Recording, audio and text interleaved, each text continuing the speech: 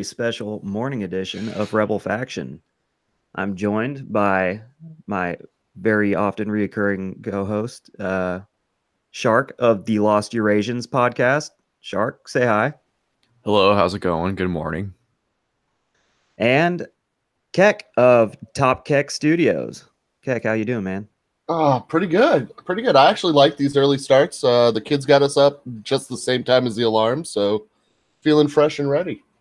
Yeah, it's a little bit different than what I'm used to do. I'd always planned on doing a morning stream, in the near future when I got this started.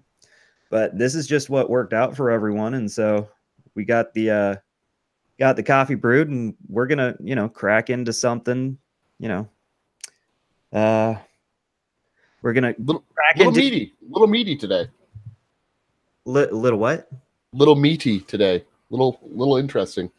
Yeah, yeah. There's the original as the show is so endearingly titled is They Grow Up So Fash.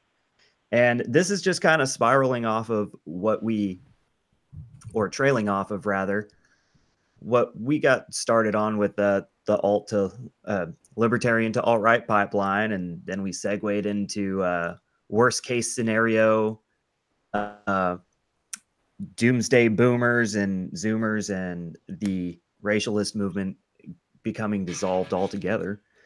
And then after this was meant to be just kind of a spitball episode, a fun little hypothetical, theoretical, in our dream world, in our private communes, communities, whether it's multi ethnic, national, stateless societies, whatever it is. It could literally be anything you want, because one of the things I have a lot of trouble trying to red pill my other libertarian anarchist minded friends from when I was predominantly more in those circles is how very similar a lot of the libertarian ethics from a Austro-libertarian capacity are very similar to a lot of the end goals of the alt-right crowd. But it's been a little while since I've been able to get back and do a stream, and so I've gone with a little hang time in between them. I'm trying to get a little more consistent. Maybe I'm going to start doing one a week as I try and develop a little more content. And well, in the past couple weeks since our last stream, guys, there's been, I don't want to say a resurgence. It's just been kind of a reappearance of what I would deem as with the alt-right and the nationalist identitarian movements. We're very subject to these waves, like any movement is, but I think ours can be more drastic and noticeable and kind of embellished when people want to smash a gong and say the alt-right's done for. Let's go back to CivNat or neoconservative, Charlie Kirk, Candace Owens. Let's find more based minorities. But I cannot go back to neoconservatism. I just can't anymore. I'm so ashamed of that portion of my life now. Oh, isn't it? Oh my god. It's like so cringy. It's like if I was to look at a picture of myself wearing Jinko jeans in the 7th grade, I'd be like, ooh. I honestly cannot wrap my mind around the fact that I was a 15-year-old boomer in trip pants at one point.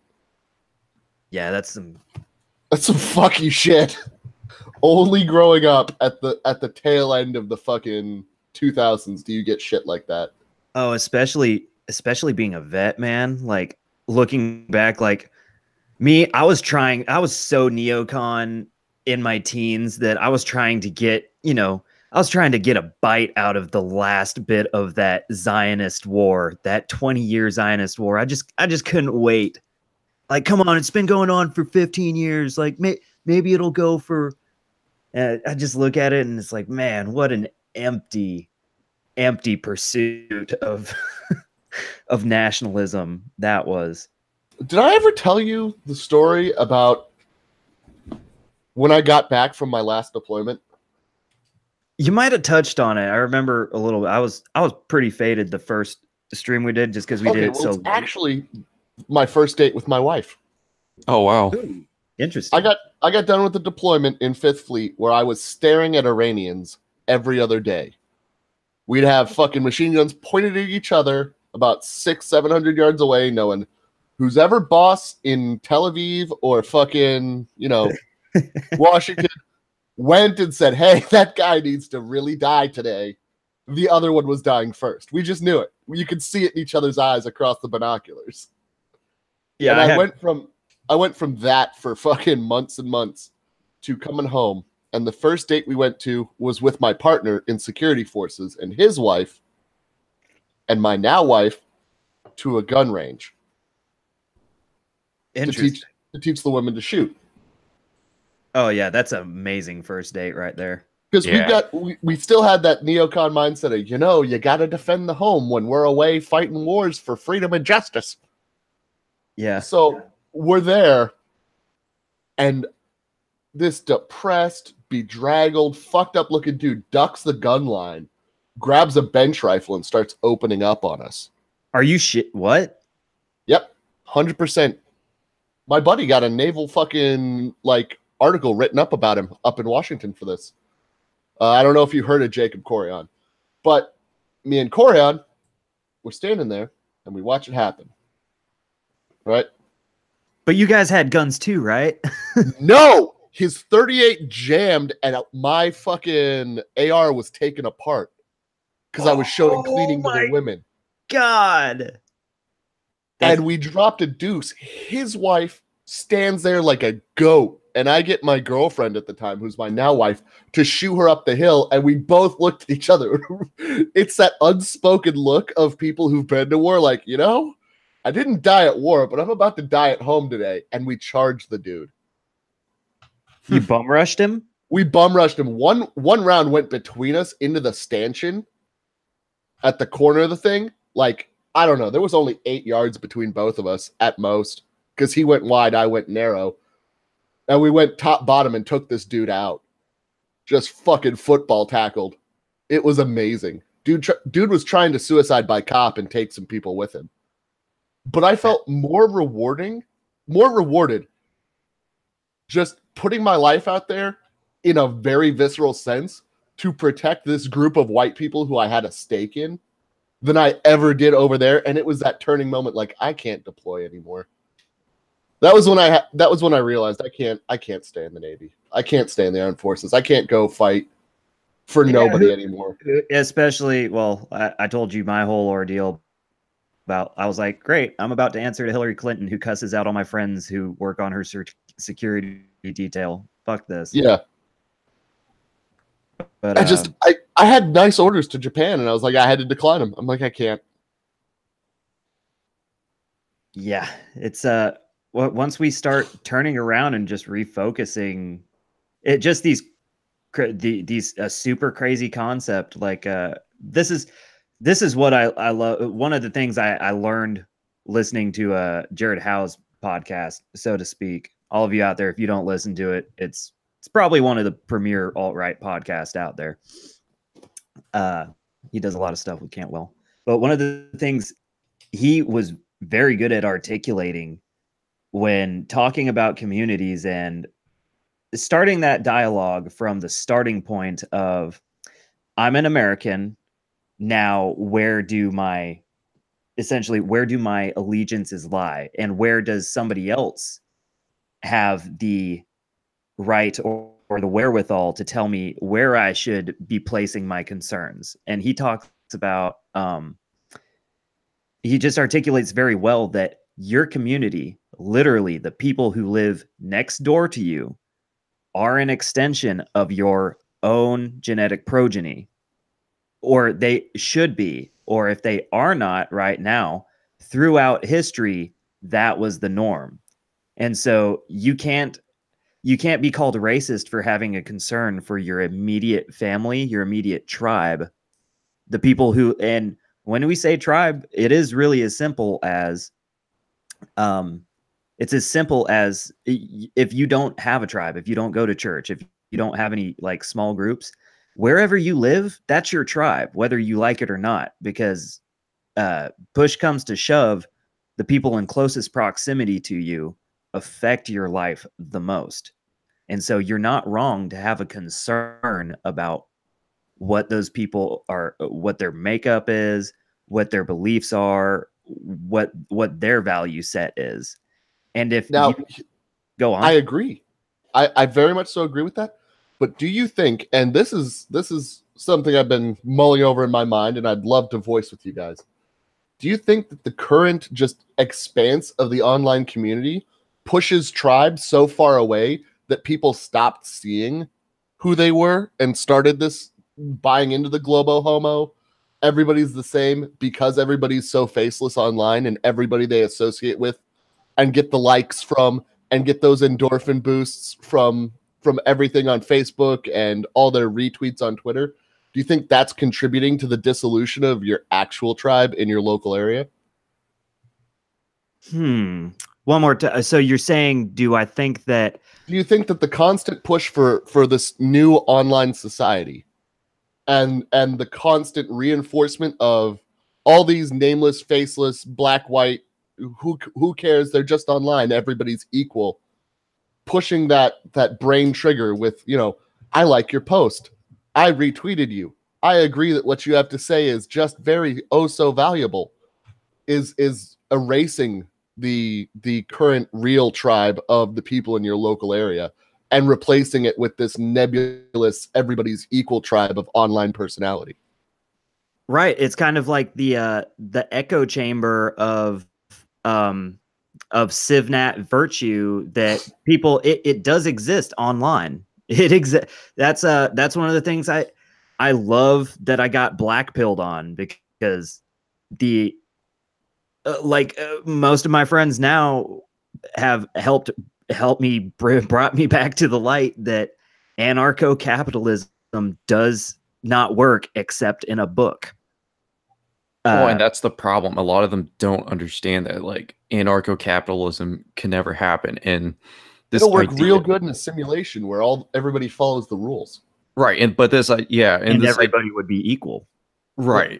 And this idea that, like, you're not going to have open border, or you're going to have open borders, it's just going to be one of these where it's like a shopping mall. You could come in, build your little ANCAP utopia and your property, and people respect each other's property. It's like, that doesn't happen. I will note, though, that I think Hoppian anarchism is actually just more akin to fascism than, well, I don't know. I don't want to get quoted saying something really off color like that, but Hoppian anarchism is the only thing even close to, but he doesn't even really define that as anarchism. He's just, they say it's not capitalism, it's free and open market. And so he believes in like if you want immigrant workers, you go get a permit from your commune and you sponsor them. And if those immigrants cause damage, you're on the hook for that damage. Which, while that's great and works in theory, it still doesn't address the subversive nature of the outsider on the in-group. Yep, and we've seen it time and time again. Yeah, and it's cyclical. It's that's what me and my other buddy Dan on Insahawk Signo say, is this the whole argument against civic nationalism is the past 50 years. 50 years is more than enough time to give anything its due, its day, its trial. And we were talking about this like last night, just and this will help us segue into our alternative government restructuring, which I'm gonna love this because it's got some trigger worthy content. It's great, man. You should. You ever like go out in a crowd of normies and just like tell them like you think the 19th Amendment should be repealed, and just hear their jaws just like hit the floor like glass bottles. It's amazing. They just start ringing. It's like music on. I love Repeal the 19th as just the new age edge. Like just that shocks people into silence. And that's not even and the funny thing is most people, let's be real here. Most Americans, you say 19th, they're like, oh, yeah, I don't know. I know that. And then they like turn around and they like Google the 19th on their phone because they've never cared about anything serious in their country. You know, I love saying that shit to women, and then they're just like, yeah, totally, because that'll change society. I'm like, yeah, good. So you agree, shut up. Just further emboldening the point. All you have to do is to convince normie conservatives or like MAGA peds is show them the statistics of the voting percentage by political party or candidate by married and single women, and then as soon as you show them the statistics, especially which party or candidate women of color tend to vote for, tell them, so do you still think we should have the 19th Amendment? And they're like, no, let's get rid of it now. That's you know what's a study I'd love to see but will never get done, just for me to goof on people with, is voting block by natural versus unnatural hair, both color and extension. I would love to watch that one. I'd love to see that breakdown. That would be pretty funny. That would hit on so many levels because you'd be hitting. Damn, that's great because you'd be hitting on whites as well with their hair colors and their vapid degeneracy, and it'd probably be, honestly, you'd probably notice, I would be with you, and that you'd probably notice a correlation between even just regular looking like heterosexual straight women who dye their hair. I would bet you would find a stronger correlation to liberal democratic leanings. Almost like they're just incredibly concerned with the optics and how society perceives them versus how they can actually benefit themselves. Almost like that. Here's the thing is minorities whose ancestors did not originate in this country, and women, just women overall. Women are naturally submissive in their genetic makeup, demeanor, psychological makeup. It's just natural. So if they can't, it's kind of like when I roll in anarcho-Christian circles, and I still do, just because I like the some of the optics they have, but the thing they say is that when you don't have your own faith, the government, the state, becomes your god. And so not that I'm not gonna, that's a little off topic and I can crack into it a little bit later, but the overall notion that people who don't have a faith or their own, even if it's just faith in yourself or a establishing yourself in the world, hey, I'm here, this is my life, my family, and even if you're not religious, people who don't have that in any capacity will gravitate towards the state being their god, their higher power. And so I would counter that. I don't believe that. If they did, we'd have more people on our side from the atheist camp. What they gravitate towards is the status quo. That's their god. Yeah, that's how I see it too. It's not exactly them not being religious or seeing the government as God. It's just the status quo and the welfare. The status quo is their most important guiding principle. Is what keeps my life the same. Oh, I wasn't saying that's the only scenario. I think that both of the scenarios we're talking about kind of can exist simultaneously. Like there's gonna just all different people. Yeah, fair enough. Yeah. But what I was saying about the state is that if I could break it down real short, the women and minorities want the state to be daddy, and white males predominantly are like, no, you know what? I'm dad. Okay. Like I'm running the roost, and I either want to have a hand in running the government, or I want the government to fuck off so I can rule my own roost. Fair enough. Yeah. Okay. I can see that logic. Well, have you seen that? Lines. Well, it's tying off of that. It's running off of what you were saying about if you wanted to conduct that study for who votes Democrat. You guys have seen the same study about how women will vote Democrat. What is it? Alternativehypothesis.com. They did that article about how all minorities, whether they're born here or not, or they come here legally or not, vote predominantly Democratic. Yeah, it's like a huge margin. I think like only 30% of Asians vote Republican, but that's because a lot of them get brainwashed by the university system and the mainstream media, or they think in order to be American, you have to follow what pop culture is going on. And then the blacks and the Hispanics, because, well, the Democrats would offer them Gibbs or whatnot. And they've gone gaslit by the Democrats. But then again, it's that coalition of the ascendant where it's the only thing they all have in common and they could be rank and file and get together on is hating Whitey. So it's so funny. As a normie, I never, before I started really being concerned, when I was full CivNat, and pretty much for the times I was neocon, I was full CivNat, because I think they kind of go hand in hand.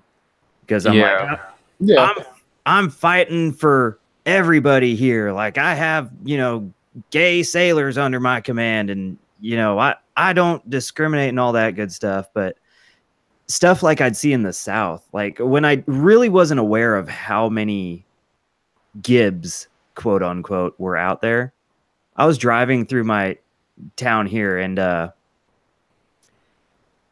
this is just a small little tidbit. It just occurred to me the other day how many times I've driven past a sign in Spanish that I could not read, but the three letters I understood what they were under the sign were EBT. Mm-hmm. And EBT accepted here. And I was like, it never occurred to me. I was like, oh, yeah, that must be for, Hispanic Americans who they're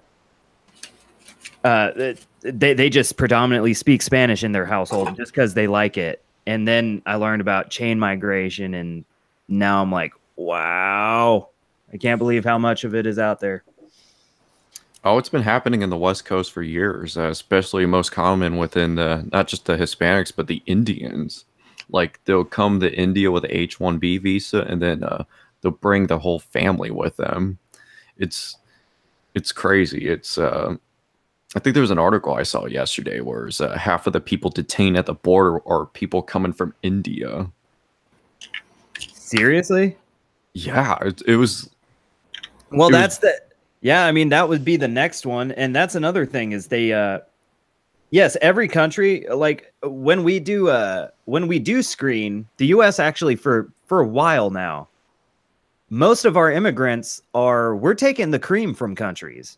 Like, people say we should vet based on aptitude, but Adam, that both of us, we wholeheartedly disagree. Actually, we all talked about this in the last stream. It doesn't matter how highly skilled they are. Fuck it. Let's find someone here who can do that job. Yeah. Yeah. And then we talked about it too. And I'm not really a fan of like only high skilled immigration like the Trump administration wants, or like merit based, because when Jimmy Wood and Pinochet Ball were debating these two bugman libertarians on where these two libertarians were like, I want to bring the best of the best from every country and to live in this country, and I want open borders, and my ideal libertarian society doesn't matter what color or skin you are or background, but if you're one of the best, you're willing to work for me for cheap, then you're always welcome in. Well, what you're doing is taking these potential doctors, engineers, and scientists from their countries here, and it just leaves their home countries, which kind of like the lower educated and kind of like the underclass. You mean by removing their most skilled workers, we create a vacuum that causes them to gravitate towards where their most skilled workers went? The fuck, you say? Right? I mean, it's just mind blown. Yeah, we removed their ability to develop their country into we need that doctor to stay in India. We need that whoever to stay in their country. So hopefully one day when we need to conduct a joint training operation or discuss a tariff embargo or foreign policy, hopefully there's someone competent over there to or be even handling their just shit. on the altruistic side, just to keep their population from turning to be economic refugees. Yep. And see, that's the thing that people don't understand, especially these civnats, where it's like, well, if they're highly skilled people, I don't mind them living here. They're probably, live in wealthy neighborhoods and they got money. But see, and this is a problem in college too. You'll have these people, whether it's from India, the Middle East, or even China, where they go to the university in America because they're more likely to get admitted, since those universities up there are overcrowded or they don't have their certain like major or whatnot that they want to study in.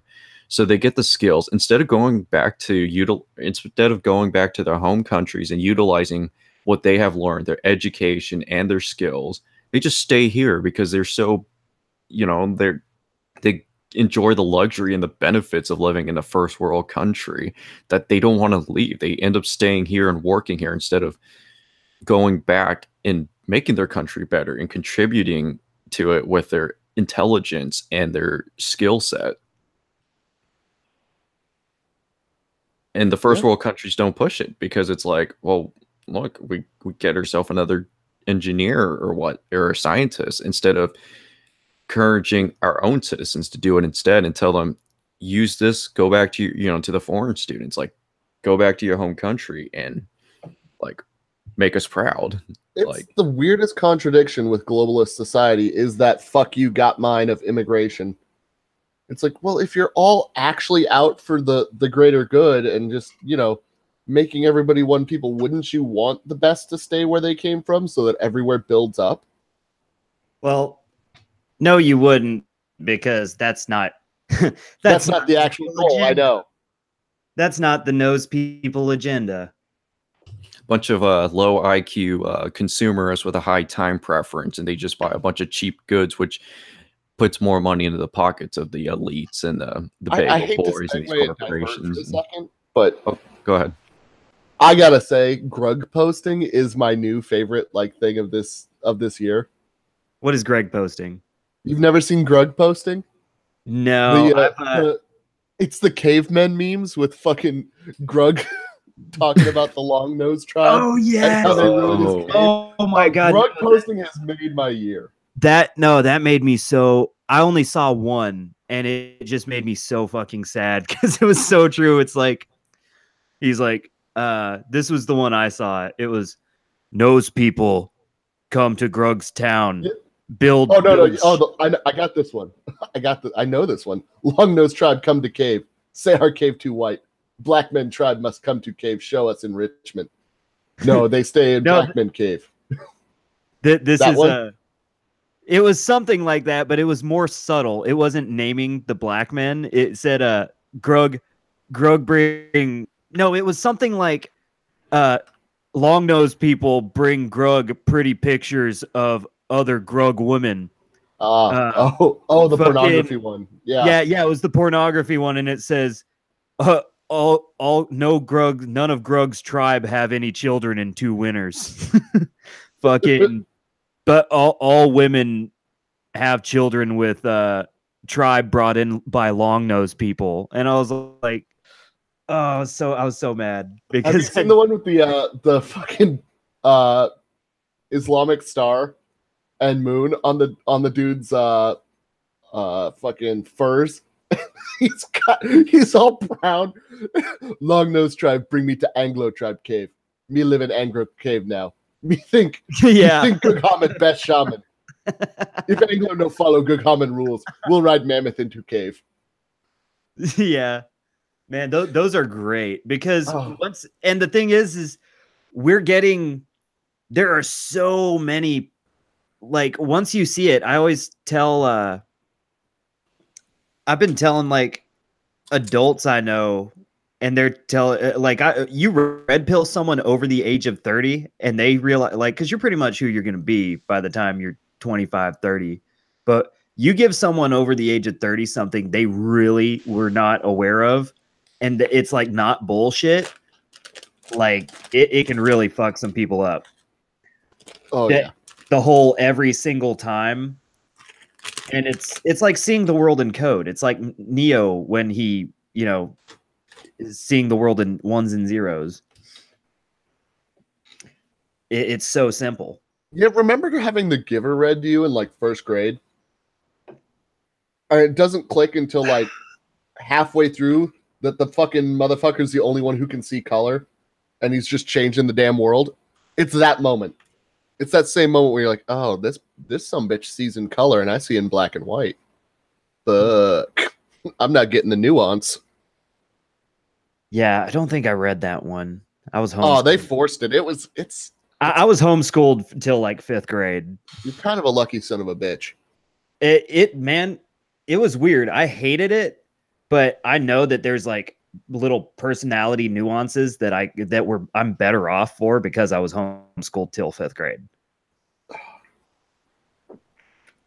Because kids, right, so go on. Sorry, finish up. Oh, I was just gonna say because kids are fucking terrorists. Like, yeah. So we got to get to the meat of the issue of how we fix all this bullshit. I think that was the point of today all along. Divergences aside. Yeah. We had hold on, let me find our little template here. The Shark went mutant, so I was like wondering if I muted him on accident or some shit. No, I think he's got something going on. Yeah. I was just making sure. No, I was just clearing my voice. My bad. I forgot to unmute myself. No, that's cool. It's just I saw it on my sidebar and I was like, oh shit, I hope I didn't accidentally click that. No, you're all good. But yeah, so how do we fix it? I mean, we talked about something that would trigger any normie last stream about the forever president, which, honestly, I'm hoping they just do that for us so we don't have to, because honestly, it's easier to maintain a position of power than it is to try and scramble back to one if the quote unquote blue wave comes in December or what have you. But no shit. The system is currently so broken because the president or our executive branch in general is supposed to be this check against our legislative and our judicial branches, but it can't. Not just because we've given way too much power to the judicial branch in the ability to counteract any executive order, which is currently being displayed and abused and is incorrect in every way, but the executive branch, if you think about it, especially in the last, 20, 30 years, does nothing. Their first year is all about consolidating power. Their last year of their first term is all about getting reelected. And the middle is optics cucking. So they don't ever get anything done. Then their last term, if they get it at all, the first year is all about making sure you don't have a lame duck Congress. And the middle 2 years are all about placating to get yourself out of there with as high of an approval rating as possible for the history books, and so you get a nice library. And the last year you get maybe a random scramble for one hot button issue so you can have that be your quote unquote legacy. Yeah, I agree with all of that. Here's the internal debate I grapple with a lot is, coming from that Anlarpist mentality that, sometimes I want to shake is it better to try and motivate populist movements to change things at the federal level, or try and work ground up grassroots from a state level and try and assert these ideal communities? Well, like I said, just grassroots level, trying to work your way up in a smaller community. Well, I think starting local is a good idea. I know people talk about like just running for certain positions of office that aren't really, like stick out or aren't like things people haven't heard of. Like James Alsop got elected as county precinct officer, and a lot of these positions are usually taken by. Yeah. Man, I haven't followed up with that. Yeah, it was pretty cool that he did. Of course, the you have some of the cucks in the GOP and the GOP establishment, you know, trying to degrade him or try to kick him out. But that's a whole different story. But yeah, so because a lot of these positions like assessor, supervisor, and all that, city council are usually ran by aging boomers. So if the younger generations get into that and running for local school board and whatnot, I mean, it kind of gives us a stepping stone and experience.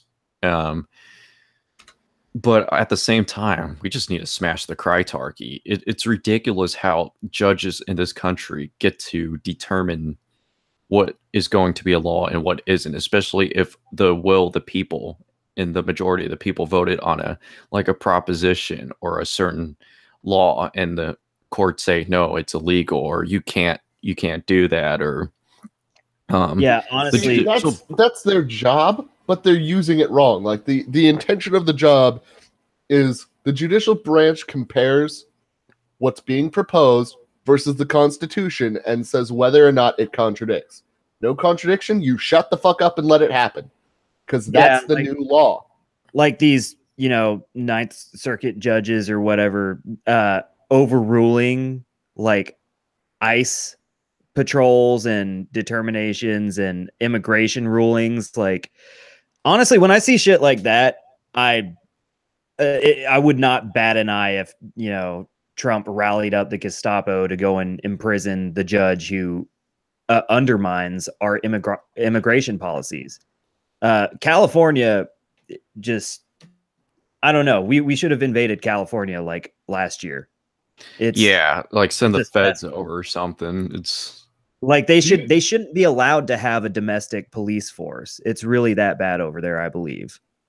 Well, that's what they did to Alabama during the civil rights era. They sent a bunch of the feds down there. But of course, you know, a lot of the cucks in the GOP or even Trump probably won't do it because, you know, it's about, well, the times were different, or, you know, my respectability. But that's literally what needs to happen. And, you know, these judges, the judicial branch, they have way too much power, and they're determining policy. The majority of the people, they voted to ban gay marriage. Prop 8 in California, of course, the judges overturned it. And then Prop 187, which banned illegal immigrants from applying for Gibbs in the 90s, the court struck that down to, oh, it's discrimination. And it's like, well, that's actually not discrimination. It's actually they're not citizens and they shouldn't be getting that. And it was yeah, they can't have these rights if they don't have the fucking.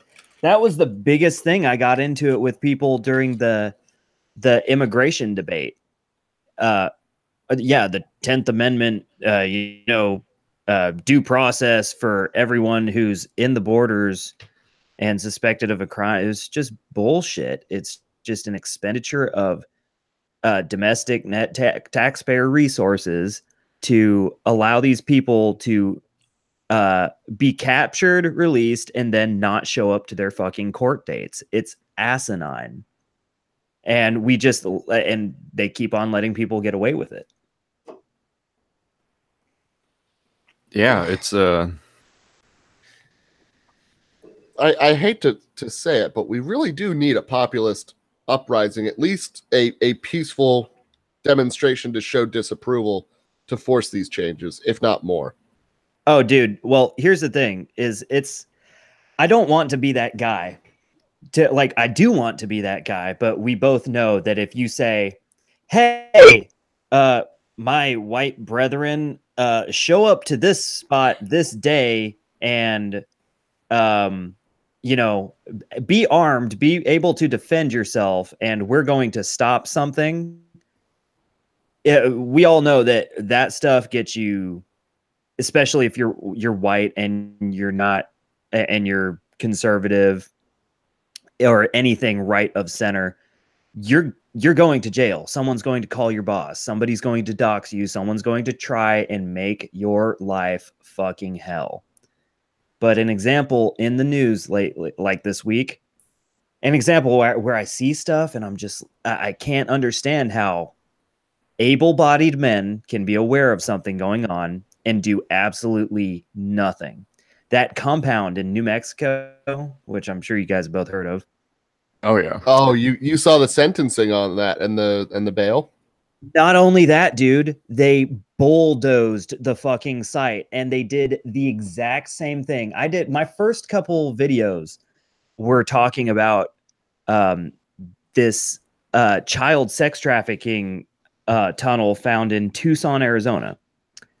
And a bunch of veterans, they're called veterans on patrol, and like some of them are kind of goofy. They're like they're a little wacky, but they went to these camps and because they saw that this some of the sites that they had brought to the media's attention were like bulldozed and fucking cleaned up and made to where you couldn't go back there and get evidence.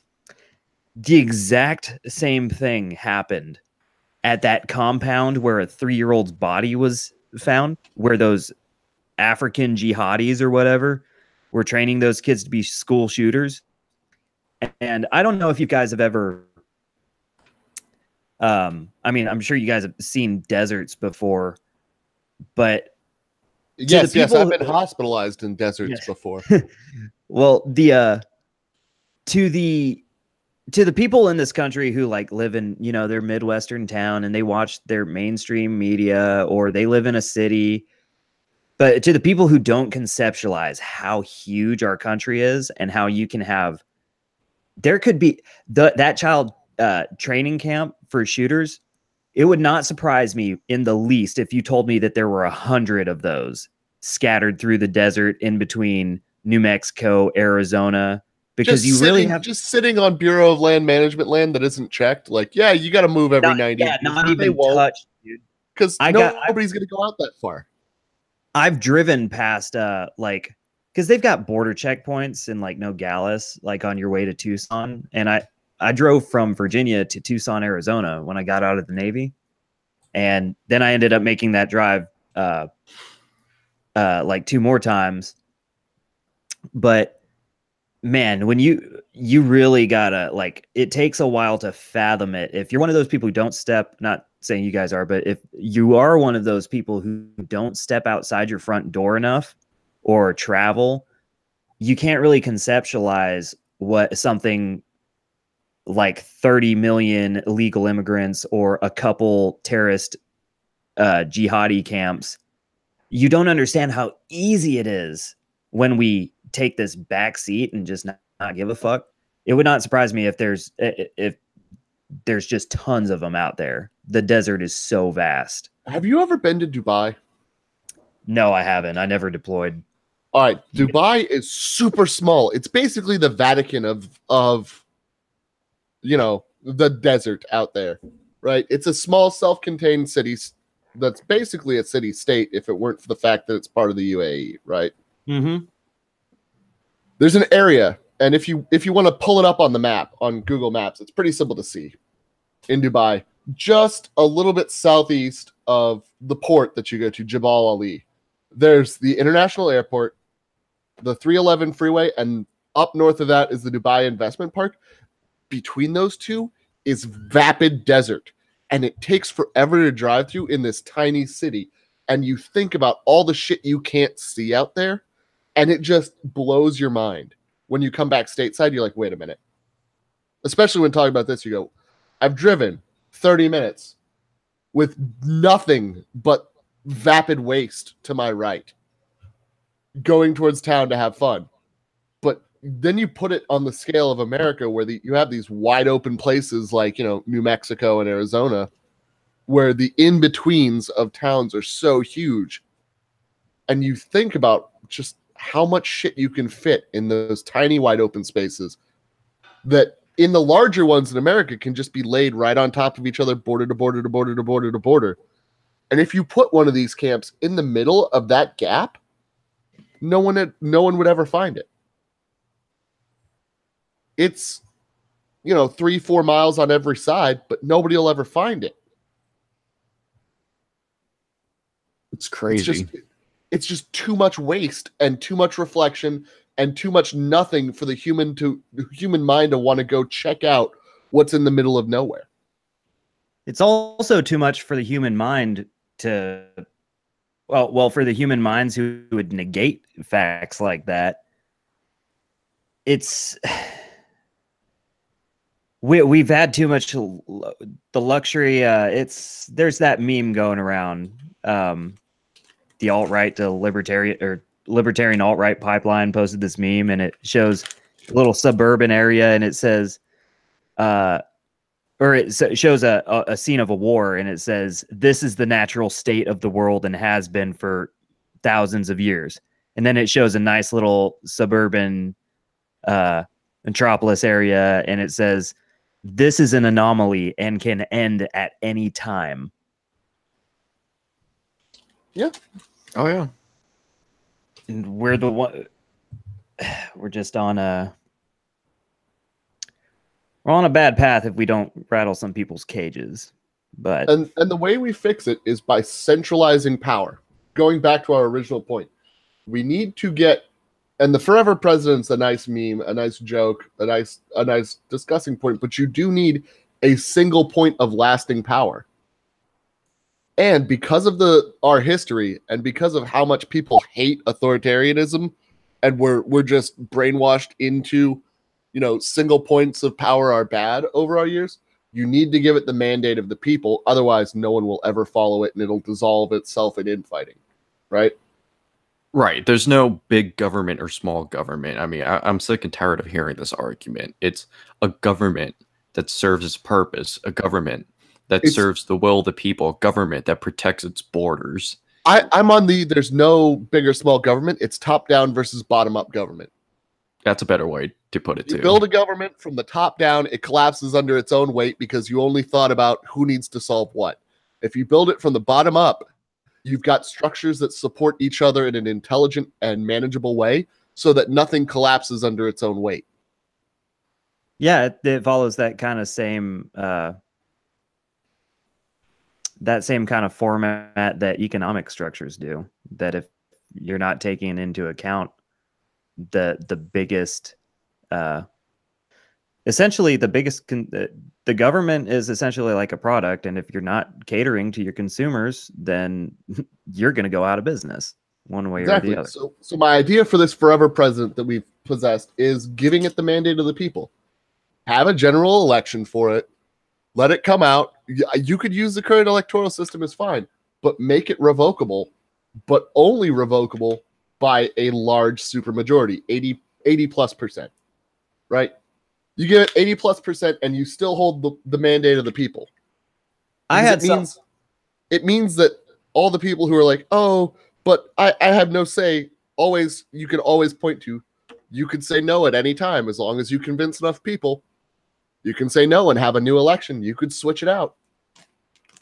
One of the things I wanted to ask you guys on this, and it kind of came up like just recently, because the thing that spurred it to me is I'm finding in a lot of the white nationalist identitarian circles, there's I don't know if you noticed, they all seem to, it's very rare. I found that in the anarchist and libertarian circles, you found a whole lot more atheist as you did within the liberal communities.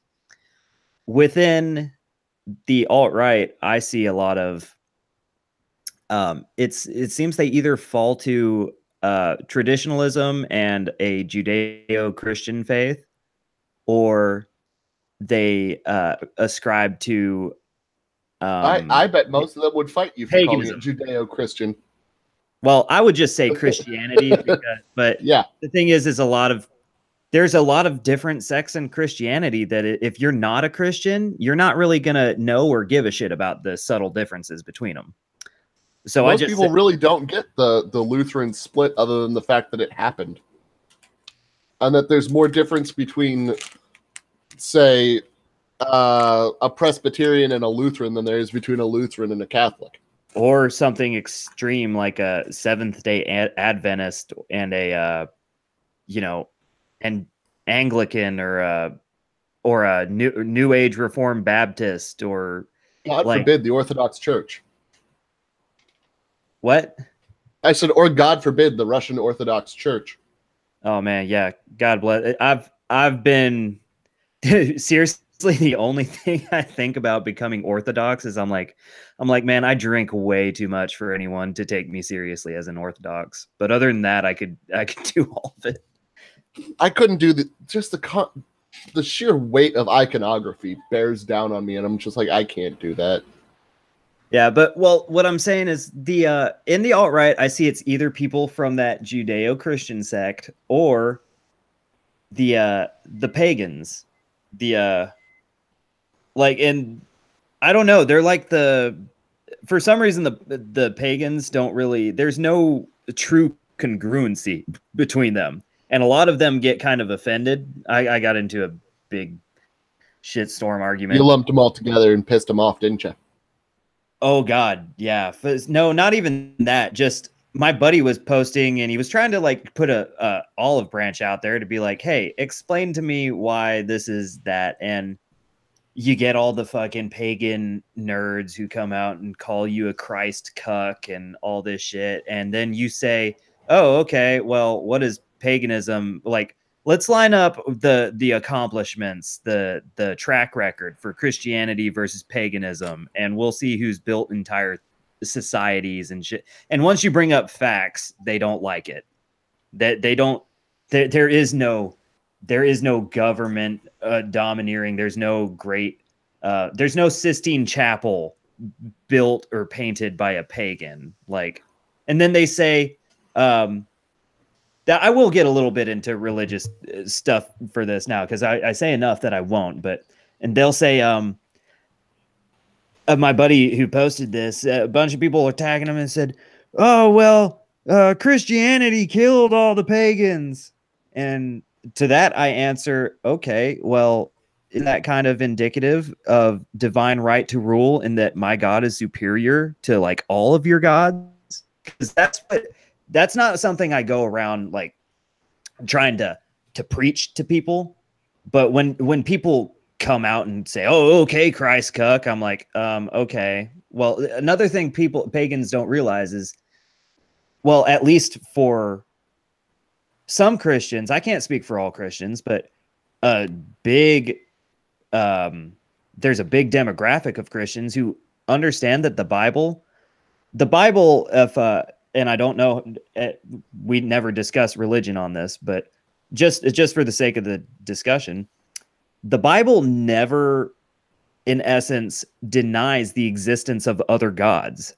Never, not once does it. Actually, I'd almost go as to the fact that they admit there's other gods. I mean, I am the Lord your God, and you shall hold no other gods before me. And that remind anyone of anything? All it ever says is that if you're reading this book, the Bible speaks to the reader. It says, if you're reading this book and you believe in this word, there are no other gods before me. He does not say these other gods don't exist. All he says is that a lot of them are they're not evil. They're not of my word. They're not what you should be about if you claim to admire my doctrine. They're outside my scope. They're of neither heaven nor hell. Pretty much. Well, if we wanted to crack into it a little deeper, it's that they can't be of God's heaven and the devil's hell. It doesn't matter what they are of the earth. And that's what most Christians conceptualize, is that Satan and whatever powers he made when he fell from God, is anything that Satan would make, because Satan is the fallen angel Lucifer, who was the most talented of God's angels, the best singer in the choir, and he grew too proud in his knowledge and fell from God, and thought he did not need. And so that's what Christians really essentially believe about all paganism, all other gods, is that the fallen are always going to try and pitch you this convincing argument. And this is why so many Christians and subsequently Christians in the alt-right believe it's not that they're saying, "Oh, this is a God came to me in my sleep and told me to lead a white nationalist movement." Fuck no, that's not it. It's saying that, well, my ancestors professed this faith and ended up being pretty damn successful by not engaging in degeneracy and sticking to a code and looking out for their own people. And it, well, the pagans will also talk about the fall of Rome, but God, that's a camp and an argument that you have to be more well versed in history than I do to argue it. But a lot of people attribute the fall of Rome to Christianity with some dissenting opinions. But that I just wanted to kind of broaden on that little sub knowledge set. Okay. Well, I mean, I would counter that fall of Rome argument by, even if Christianity contributed to the fall of Rome, it contributed only to the fall of half of Rome. And nowhere in there did we have a true dark age where we reverted culturally. The Eastern Roman Empire still persevered, and out of those ashes crawled a new Christian culture. As much as they want to call it the Dark Ages, it really wasn't. Yeah, it did. As bad as they say. You couldn't lose the collective human knowledge up until that time, just because, you know, there was a couple plagues here and there. I mean, well, so they actually did a couple times before that, but you know, the cause of that was globalism, and I've linked you those videos. True. Before. With how the Mediterranean microcosm of globalism caused a reversion of humanity. Dude, I'm not even gonna lie. I've got like so many other people, I've got just a list of videos I've been meaning to watch, and I completely forgot you sent me that one, and it was on my like little Saturday project. I'm watching that today because I was looking forward to it, and I completely forgot. My bad. Oh, no worries, no worries. It's such a fascinating subject. I'd be so more well equipped for this discussion had I watched it, but I will get to it and get back to you. I was just saying, you know, the counterpoint there is, with all these disparate faiths at the time, there was nothing to anchor humanity, and it scattered, with the exception of this one long-nosed tribe that came out of the hills and just ravaged Canaan. And they had a collectivizing faith that helped them persevere through the dark times. Interesting. Wonder if there's a lesson we can learn from that. Well, the like I said, for me, the anarchism, the libertarian Lobert thing I went on, my own rediscovering for my Christian faith, me discovering the JQ, all this stuff it's one big picture for me personally. It is none of it is too far removed from too much else for me to say, oh, I see why this is that. But if you guys like the Talmud, the primary knows people text is not one of the things Christians can hold it in contempt for is it's not a divinely inspired scripture. It's not scripture at all. All it is a collection of rabbinical teachings from mortal men. And that's why Christians hold it as completely blasphemous in essence. It's again, sorry to go on a tear here, but that's another cultural implication that that I'm trying to spread awareness on at just a secular level, is that there's also been a big subversion of the churches in the West, and this is actually completely good, because we can segue this right into our main topic of, and I really want to get your take on this, Memphis, is whether you think that the right to disassociate we keep pushing would allow even those within our own people to sort of disparate themselves within the ideal state into communities of pagan and Christian, and allow those to just live without frictioning. Oh, that's been my whole agenda this week, dude, is I noticed that there's this divide between whites in that pagan and Christian sect. And so what I'm trying to do right now is I want to put out content. I want to start the conversation early, like we do as white people. We say, hey, if you argue with this, like, come here. I'm going to talk with you because I'm a civilized Western man. That's what I want to do with this infighting I just discovered in our movement. And it's existed for a while, but I think if we can galvanize whites on the premise of identity and a common well, here's the thing is if you're going to have a theocracy, like let's say part of the ethno community wanted to live under a voluntary, more of a fascistic theocratic state. And it would still be voluntary. It's just you would have to volunteer to follow the rules or volunteer to get the fuck out if you didn't want to be there. And that's what I mean by like, but if you're going to be there, follow the rules. And so I don't know how much I right now as a Christian would trust. I don't know enough about pagan morality or who would be structuring it. But I know if that a group of them were had it together enough to establish their own commune and live next door to the theocratic state, I would be all about that all day. And you know what? If they had to go to war, I would fight with them. If they were having problems here, I would trade with them. The same as I would do with the Hoppa state. Here's a question. In this theoretical government, then, would you think that a solution to this would be starting from the ground up, reorganize our current landscape, if you will, instead of just having, municipalities into cities, into states, into the country?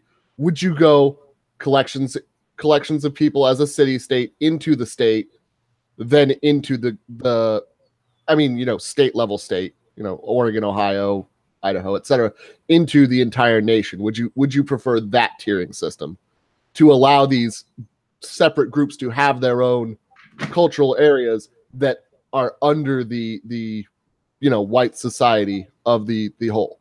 I've got the perfect answer for this because I know exactly what you're talking about. And this might catch me some heat from even the in crowd, but this is just my personal opinion. Mm-hmm. I believe that a pagan commune state, whatever, Christianity is in part complicit in the movement that gave Christianity was used, even though there's ways you could use the Bible to talk against women's rights and talk against foreigners having voting rights in your country or your land. Even though you could, the Bible's been used to make arguments for and against so much shit that it's one of the reasons it's been so watered down. But my own personal belief is that if this fascistic, desirably fascistic theocratic state arose, it's going to be sovereign. I don't, honestly, bro, like, I don't think I think the pagans are the minority. If the pagans want to come up and have their own state and say, oh yeah, well, we don't want to be under Christian rule, I'm sorry. My own personal belief is that the revolution of ethno states and disassociation and getting back to a good, healthy European nationalism and American European nationalism, that pagan state, if it ever does exist, it's going to exist at the grace and courtesy of the theocratic state.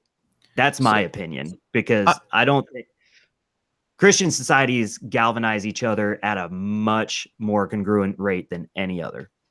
So the Hoppa and ethno state would be interesting because there aren't really any Hoppa pagans. If they are, probably LARPers. But how I would see it is you have like kind of what you're saying, like you say there's no Hoppa pagans, but you got to take into account things like Shintoism and Buddhism are essentially paganism, that they don't follow standard Judeo-Christian archetypes and worship things that aren't mentioned in the Bible.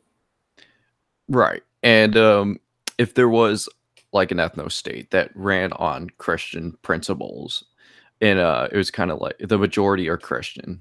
How I see it is, if there is a pagan community, they can have their communities or neighborhoods, but they have to follow the laws of that ethno state that's majority Christian. They have to follow their laws and not commit any crimes, or else, you know, they'll be sent to jail or even expelled.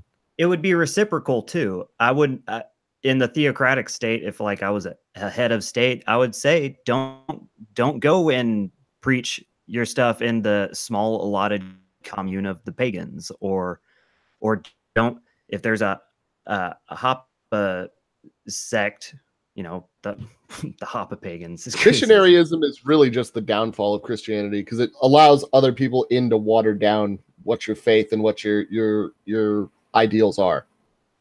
What is missionaryism? Just going out and preaching the word and then bringing those people back, because, you know, they're good Christians now. Well, I see as a major failing of Christianity, is their constant proselytizing. Well, I'll take it a step further in that my own personal stance, because I have a I have a very close family member who is a career missionary, and my own personal stance is that, like, the scripture tells us to witness unto people, and that doesn't necessarily, it's all about how you interpret it. Is it to go out into these foreign lands and spread it, which I don't know. I'd have to kind of counter that in a way, in that I understand it, but I don't think it should be as far as establishing a state, a government, borders, all that. I don't think that should really be, I don't think the debate about the benefits of missionaryism is I think it has its place, but I don't think it's exactly pertinent to the establishment or the hard essence. I think it's incredibly integral to the discussion, because, all right, so you have this Christian state, right?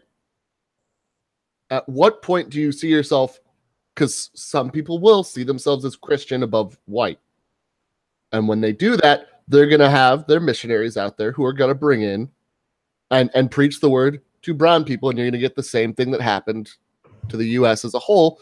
Well, it's okay. They're Christians. Let's just bring them in. They're like us. Well, then this is true. This is true. I totally get where you're going. This is where you would have to have your, okay, let's say we got the ethno state, and then you have it's essentially, it would be the 60s all over again, is what you're getting at.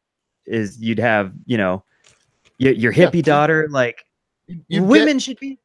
Go on.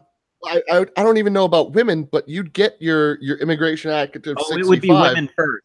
No, it would be women first, bro. You know, women would be the first saying, I don't understand why we can't just bring them in, and it's so intolerant. Like, women are the first ones to embody all bad ideas. They think off emotion. That's why. I mean, while I agree that they do that, I think that the new failing will still be young people. Oh, but that's the thing, is if you have, let's say we have that ethno-theocratic, these ethno-theocratic city states, and we've got multiples of them. That's a better, like, say Shark is in the Hoppa ethno state, and they're trying to bring in stuff that is not congruent with their culture. It's a better starting point for us to police our own. I think if we ever accomplished it, my point is that we'll have a better starting point to teach our kids the right ways of thinking than we do currently in this egalitarian shithole that our country's currently in.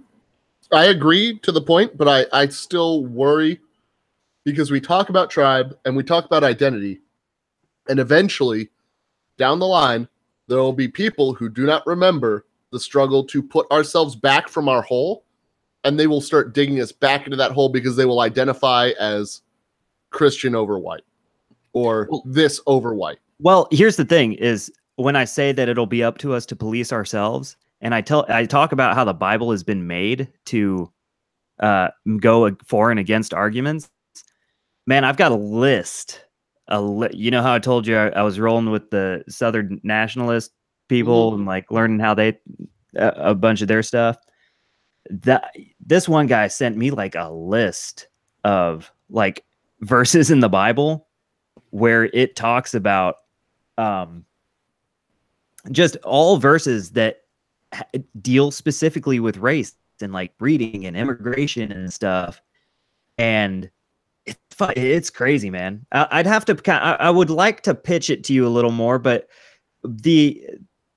I do understand the concerns, but we would have to be careful in navigating that kind of horseshoe phenomenon, that we would not want to relegate ourselves so much to policing faith that we became an atheistic, like we don't want to purge religion, and it can't really be. I believe that I trust a white man to police himself on religion more than pretty much more than anyone else. If they've already volunteered to live in that theocratic state, if their kids start acting up and wanting to promote these egalitarian views, you put pressure on them. We reinforce stigmas. This is actually in the format we have.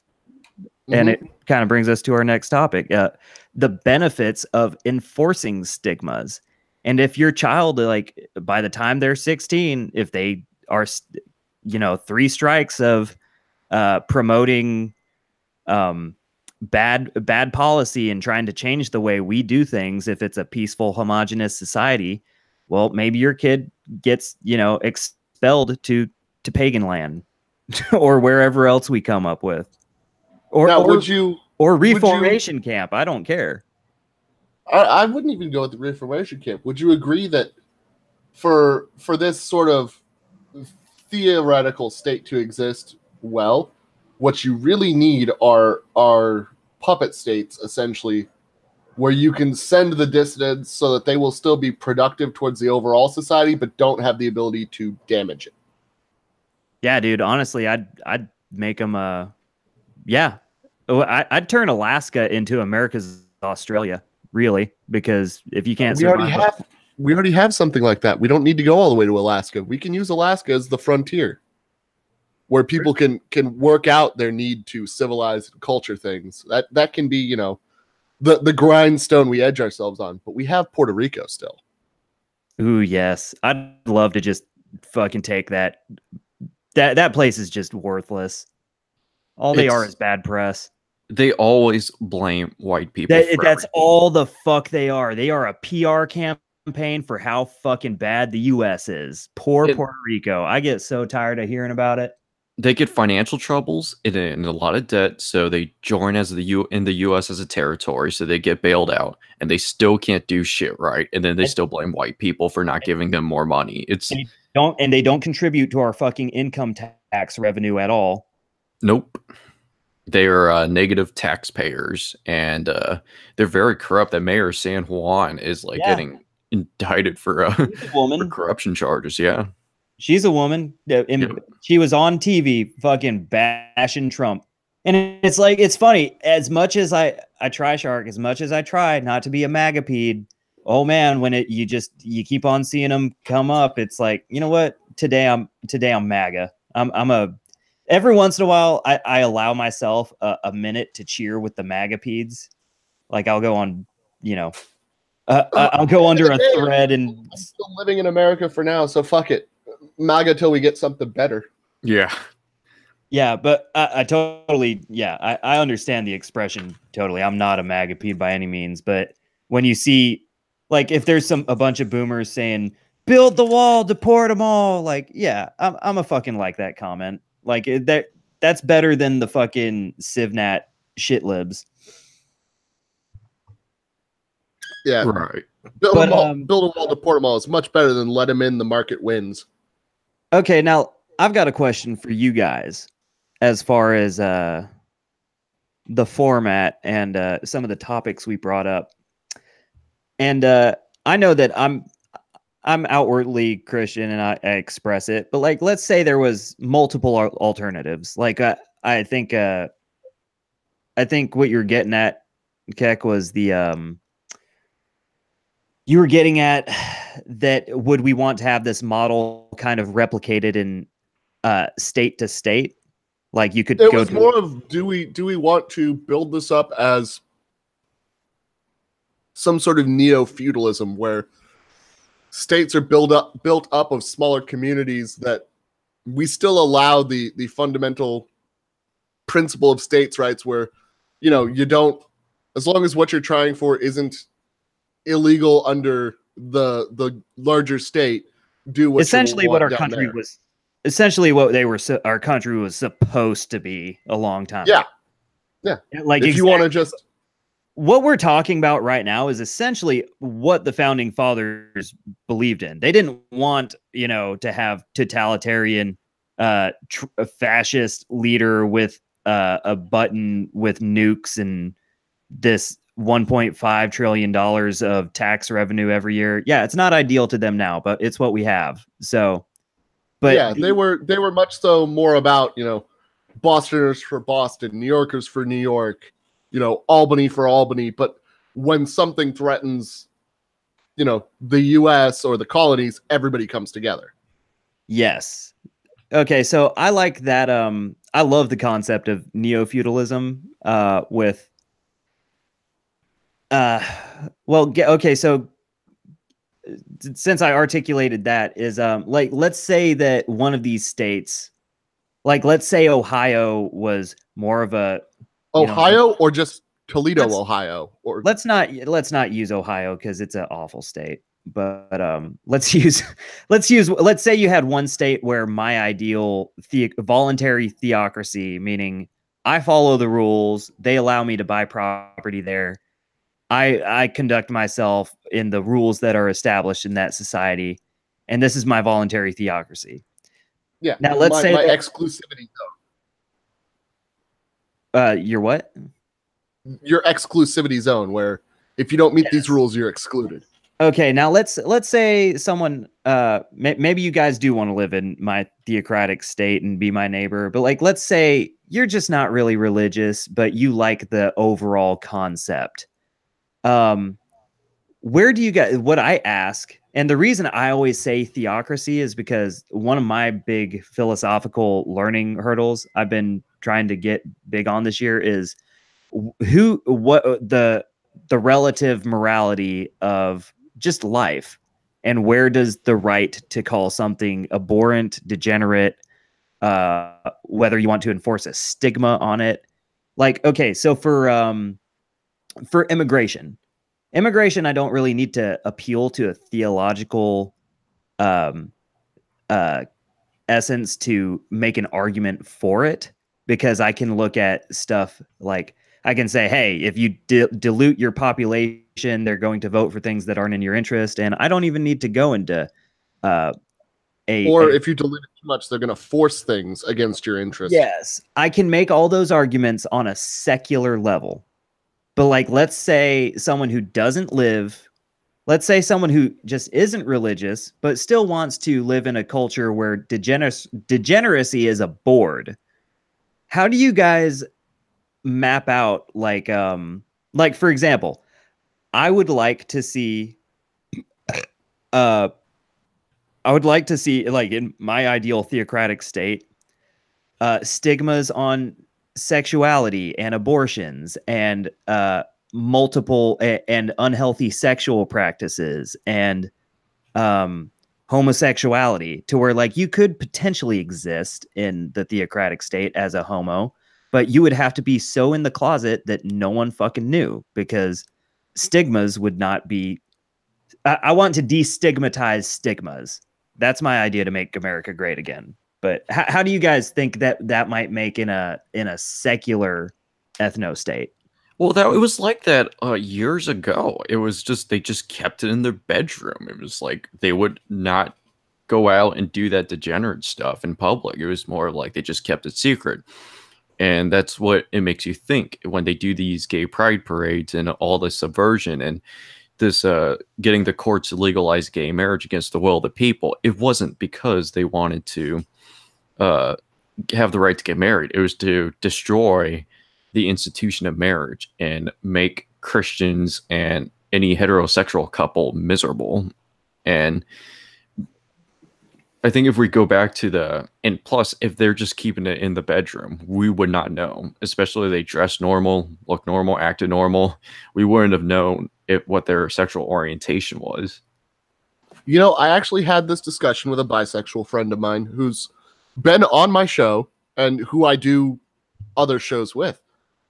And it's an interesting topic because we were doing the political compass test. I don't know if you were there for watching that, Shark, but we got to the question on homosexuality and whether or not it should be discouraged. And I had him sit down and I had to ask him, all right, would you have ever, I had him describe how he first looked at a man and thought, you know, maybe that's an option, right? And he described how he looked at it and he said, you know what, that guy's pretty good looking. Maybe I could do something with him and enjoy myself. And I stopped him and I said, if society never said that was okay, would you have even had that thought, or would you have been ashamed to look at him like that and just moved on? And he agreed that he would have just been ashamed to look at him like that and move on. So I think that social pressures and stopping the just constant degeneracy is the norm, it's okay to be this way, it's encouraged to be this way, would have the effect that you're looking for without having to do any pushing, just by making it a societal norm that's disallowed. Well, you could also another thing that that just made me fall in love with nationalism and the alt-right even more was when they kind of pull the wool off of your eyes into, like how we talk about anarcho-capitalism only existing in books. That same world, the consequences of egalitarianism exist in a much more real dimension than what people would have you believe. Like you could make arguments against homosexuality, and that we've taken the stigma away from it for roughly, realistically, the stigma's been taken down around the gay community for about 40 years now. They've had a good run in this country. They live fucking free and open, and they are not oppressed in the least in 2018. In fact, they're elevated. They're elevated, and yes. So all this, but what we do have from 40 years of this little social experiment, and we've got multiple other social experiments been going on longer than that.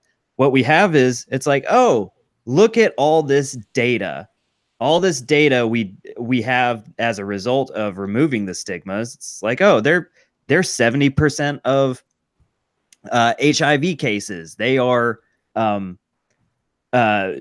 predominantly more likely to be child molesters. Man, but what was that game? What was that game? Fucking how many degrees? Do you remember this? How many degrees removed from Kevin Bacon? 6 degrees of Kevin Bacon. Yeah. Yeah. 6 degrees to Kevin Bacon. It's like every single homo is like 6 degrees away from somebody else who's done some even more vile, degenerate shit. And you can do that for all. Oh, and I do this on my channel too, guys. I've done videos where I talk about the statistics of abortion and how, okay, maybe you're not a religious person. Maybe it's not about your faith, but have you heard about all the occurrences of suicidal thoughts after abortions, all the psychological depression, the adverse effects of even birth control, even traditionalism nowadays is even shedding light on how much birth control has just been glazed over as far as what it does to women's bodies, and how most of birth control is not naturally or conducive to a woman's health very much at all. I've never dated a single girl. Actually, now that I think of it, I can't think of a single girl I've ever known or dated who didn't have something negative to say about their birth control at one point in time. I'd agree, but I mean, I don't think I've never met a guy who didn't have something negative to say about his tennis shoes. So at a certain point, Tennis it shoes is can't. just saying something negative about a fact of your current modern life, is what I'm saying. No, I'm talking about like, yeah, people have a right to. I'm not saying birth control shouldn't be allowed in the theocratic state. I'm saying what I'm saying is, and number one, that was a bad counter. You can do better than that. I know I can. Tennis shoes don't fucking alter your hormones. Well, that's very true. But I was just more of positing as, yes, it alters them, but that's its point, because it chemically alters their hormones to keep them from getting pregnant. But my point is that there's going to be a difference between a woman 21 years old sitting down with her doctor discussing how these hormones versus someone who just hauls their 15-year-old daughter into a doctor's office and now she's on pills that alter her hormonal complex for the rest of her adulthood because I don't know if she's having sex and I'm too lazy to have the discussion, so I'm just going to throw her on the pill and call it good. I think that's one of those cultural stigmas that's what I'm getting at, Adam. Oh no, I very much agree that there should be a minimum age for things like birth control. And if you push it even farther than that, and you go ahead and make it so that we push up the age of consent to the same age, say adulthood 18, 19, something like that, you'd have a lot less of these people ruining their lives at an early age through degenerate sex and through constant use of hormones and chemicals to alter their body to prevent the consequences that come with said actions. It not only doesn't mess with their hormones. There's a scientific research paper I read up on it about it. Like women who take birth control pills are most likely going to be attracted to men who smell like them. It's weird, and it kind of plays a part of them being attracted to these beta soy boy males and these cucks. And that's why you would see in this current era in this century, you see a lot of them date these soy boys, and it's because they see these men effeminate like them. And it's kind of like that same smell, and the hormones do play a part in that. I think, in my opinion. Yeah, so they see that effeminate soy boy guy that kind of has like a similar essence to them, and that's why they get attracted to them instead of an actual male, and like a male with actual normal testosterone levels. Right. And another thing is, it's like I remember hearing stories about, women in the 60s and how if you got pregnant in the 60s, man, they sent you away. And growing up in, today's society, or in like the 90s and the 2000s, you would hear that stuff, and society's norm has been to look back at that and be like, man, that was so messed up. It's so messed up that they made a 15-year-old girl go live with her aunt for 8 months and then put the baby up for adoption. But you know what what wasn't happening, or what was happening rather, is girls that girl would go to school with would say, oh shit, yeah, I don't want to like get sent away for 8 months. I'm gonna try and avoid being a stigma in my own culture. Yeah. Absolutely. Yeah, the comfortability isn't that's the price, is like the price of these elevated societies. That's the price, is everyone pays a little bit of it and keeps each other in check. And I can't say that, honestly, I can't say I wouldn't have been the kid. There wasn't a potential for me to impregnate some girl in high school or do any other list of things. But I know that I look through my life, and as an adult, I go, if someone had put a little more stigma, or if like somebody in my community had said, that's not really the right way to go about things.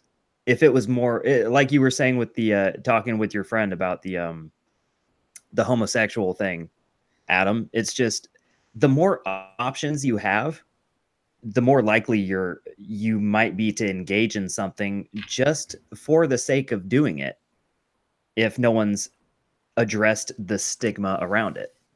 Yeah. I completely agree. Yeah. Well, I don't know, man. Adam, you still good, man? We have been going. It looks like an hour and some change. I'm good for a little while longer. I mean, I haven't right. eaten breakfast, but I'm chewing on gummy eggs my wife brought me last night so that I could have some sugar and some brain juice this morning. Sounds good. God love her for that. Let's see. I had our little laundry list of we touched on sexual stigmas. Was we did a long stint on religion and theocracy. Yeah, well, and that wasn't even in the topic, but that just kind of tied in with what we were going on with the pagans and yeah, and it tied in nicely to our cultural stigmas and how we can bring those back. We even talked about theocrats a little bit. Yeah, so we'll tie it all in with just some more of our simple brainstorming. I know we had you know what I want to talk about a lot, and we haven't touched it yet. And public executions. No, actually, that's later. But we did a touch and go on Puerto Rico, and we could have segued there, but we didn't. Oh, let's do it. The difference between a citizen, a resident, and an outsider, and how we should really change the distinction of citizenship. Because I know Shark doesn't completely agree with me, but I think he enjoys my radical take on citizenship, or at least appreciates it in an intellectual manner. You've touched on it a little bit. Go on, because I haven't heard you break it down into the three. I've heard you say you want to embolden the differences, but I kind of have an idea where you might go with it. So tell me about the three and the differences. I think the place where we've gone wrong in America is we have this semblance of blood and soil citizenship, where if you're born on American land or to American parents, you're an American, and it's wrong. It's completely wrong. It's fucked up. We need to change it. It needs to be blood and service. And by blood and service, I mean born to American parents and do a mandatory minimum of service to your nation, either be it as and I would make the distinction that you could lump in public service sectors like police and fire in with military. I like it. Well, during like medieval times in the Middle Ages, like the soldiers who would fight for wherever town they were living in or whatever empire they were living in, it was a way of showing that you are loyal to, pretty much your kingdom. Yeah, you were loyal to your kingdom or wherever township you were living in, and you are committed to living here. Therefore, you are not only a citizen, but you as a soldier or a knight is what's helping this society or this kingdom run efficiently. Now, here's where we make the distinction between now and what I want is the blood part could also come from a legal resident. A legal resident would be not what we think of today as an integrated outsider, but a legal resident is a person who didn't have the balls to serve, but was born to parents who had a legal right to live in your state, in your nation. Kind of like you can have earning your right to vote after a probationary period. They wouldn't have the right to vote at all, other than in local. They could vote locally, but not nationally, because they did not serve the state. The citizen should be the only person who has the right to vote nationally. But yeah, that's what I meant. I meant the people who are serving their mandatory 4 years. That's when they earn their right to vote. I don't think it should be mandatory. I'm okay with as much as I like mandatory. Oh yeah, service, yeah. No, I'm sorry. I'd be better off leaving it as voluntary, so that you have this extra class of people who are very local minded, but they cannot do business outside of the nation because they haven't earned the right. Wow, that would no shit be the cipher to a natural feudalism. Wow, that would be so. I love that idea. So the service not being mandatory, but you could still be barred from it, but you could only vote in your country or your city states elections. And you had no effect on national policy without serving the nation in some capacity. Well, you would only be eligible for higher office after ascending that level. Yes, you could only be elected to the national office as a citizen. Citizens are the only ones, I think, who should hold any office. Well, that's a lot of, or in some ancient Viking and barbarian societies or governments, they're also soldiers, not just people who would run the government. So like they'll have their mutton, and then they'll vote on certain issues, and then after that they'll go leave the government building and go to war and fight. It's so Spirit Phil in the chat wants to throw a wrench and talk about people who are disabled and can't serve due to a lack of physical or mental ability. We have people actually on the chat. I'm not even monitoring it. Oh yeah, we have a few people commenting, but I want to address that because physical disability does not bar you from everything. Did you know that in police there's this section of officers called the dispatcher? They sit there and monitor all radio traffic. As long as you're mentally capable and are able to sit in a chair or in a suspension, I guess, from the ceiling could theoretically be possible. But as long as you are physically able to exist and have the mental capacity and are able to move your arms to the radios, you could do that. So I don't care if you're physically disabled as long as you're mentally there. However, I would definitely discriminate against mental ability, because if you're fucking retarded, I don't want you voting. I don't want you in defense of my nation if you aren't mentally sound. Yeah, and that alone would sound so controversial to some people nowadays. But at the edge of it, do you want somebody with a near subhuman IQ who thinks like a rock or a slug to try to make decisions for you? Yeah, like those Somalis that are. It comes down to trust of your fellow man, and that's the backbone of the citizen, is working with each other shoulder to shoulder. And I can't trust somebody whose thought process is so alien and degraded that they can never see things from my same level, much less my same perspective. Right. I had a night. I wanted to talk on that. Sorry, I'm getting all fiery here again. Well, you were talking about, I had another idea, and this was just a side note, when you were talking about mandatory service, serving the state, I just think there could be a whole lot more, like we could spread out the roles for this. I mean, it's essentially a nationalist socialist concept in that you ascribe people duties based on their ability. And I think when people say, oh, that's horrible, you would be barring disabled people or people with any kind of moderate disability from the service, quote unquote. But I think when you have a homogenous society that is all in the same fight, all in the same goal, and and they have other heads of state, like people they admire who have had to know that, and not to rag on Trump, but because he's only playing the cards he was dealt. But in this society, we would, in this ideal hypothetical society, you would never have a Donald Trump who would have been able to ascend to that level. Pretty much none of our presidents would, except, George Bush Jr. served and his dad did too. But most of the people who make the big decisions in our country would be barred from square one because most of them haven't served. Yeah. Have you ever noticed the cultural elite don't get out and get their fucking hands dirty?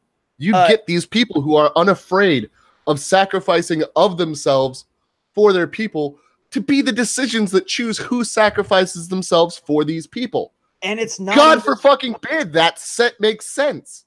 And it's not even you, me and Shark, we're skipping over so much shit that we should be addressing first. This podcast or this stream, whatever, most of our videos, realistically, for the powers that be, why are we not up in arms, foaming at the mouth every fucking day that women still don't register for the draft, but they can vote to send us to war? Why? Like that? Like I am up in the arms about that constantly, which is Yeah, why this is the solution. I am too, but yeah, that would be the solution. Is this no skin in the game, no word on who goes in the game. I'm sorry. And that's what this new fascistic this is where you need fascism. It's a response to communism and democratic socialism and other I don't know about going full fash, but I do agree with the fascism in the point where you need a central point of homogenous authority. I mean, do you think it's going to happen? Oh, I don't think it'll happen any other way, process? but I'm just saying if there was a better option, I'd latch onto that too, as long as it's a single point of centralized homogenous authority that looks out for itself. Like that's what I want. That's fascism. If it comes from fascism, great. If it comes from somebody else having a different idea, as long as the end goal's the same, I'm okay mildly. You know what I mean? Like everybody's so gun shy about fascism, but you don't need to look at it as what it has been. You need to look at it as what it can be. I've got and I've been kind of getting I don't want to say harsh, critical. I've been trying to be constructively critical of myself and just kind of dwelling on how many podcasts do I need to listen to, how many streams do we need to do, how much is the actual I've been trying to think of a way to develop a platform to where, like the Tea Party movement, they said this is the movement, and then they wrote down a very generic, not generic, just their main bullet points of what they're about. Like every other Black Lives Matter, not that they're necessarily political, but not that they like, even have a manifesto. Not exactly a manifesto, just the man, I'm blanking on the word. The agenda. Like, okay, you go to a politician's website and they have their little bullet points. They're like strong borders of women's rights. Most of it double, but yeah. Yeah, most of that shit's bullshit. But I'm talking about if we could, I want to narrow down. Okay, so you want to start with before you even move to policy, you want to start with where you're who we are and what we're about. Yeah. Yeah, and of course, honestly, it is in fact a manifesto at that point. Yeah, I mean, it's not necessarily a bad thing. I just think I don't like the hyperbole of manifesto getting thrown around too much when it's practical. Again, it's the stigma on the word, but it is a manifesto, and in and of it's the declaration of who we are, what we're about, and where our stated goals are. A declaration, but mostly in like a cute little, cue card format. In it would of course it would lead with ethnocentric concern and betterment of your people, because I'm not going to go and hand out like a pamphlet to someone who doesn't look like me if it's an ethnocentric movement. But I could still appeal to like how Patrick Little does. He goes and he talks to the Asians in the Black community. Paul Nealon does the same thing, where they talk about where if you the Trojan horse, not the Trojan horse, but just the kind of like foot in the door to get this idea out to people. And honestly, I pitched some of these ideas to like most Black people I meet over the age of 40. Most of them, you'd be surprised. You just chat with them. They kind of admit that, not so much admit, but when I have these discussions about them, about people disassociating, the discussions about Black people staying with Black people and white people with white people, and liking your own kind and developing your own homogenous community, those weren't really foreign concepts to the black community any more than they were to the white community little over 50 years ago. And so the echoes of that sentiment were passed on from their parents to them.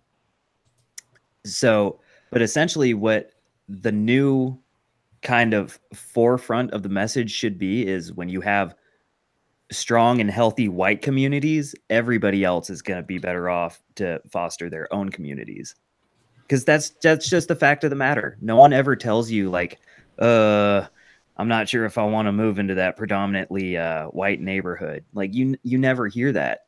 You never hear people concerned about moving into a highly white populated area. You know what you do here? I'm really glad I got out of the ghetto. Yeah. I'm not in the ghetto.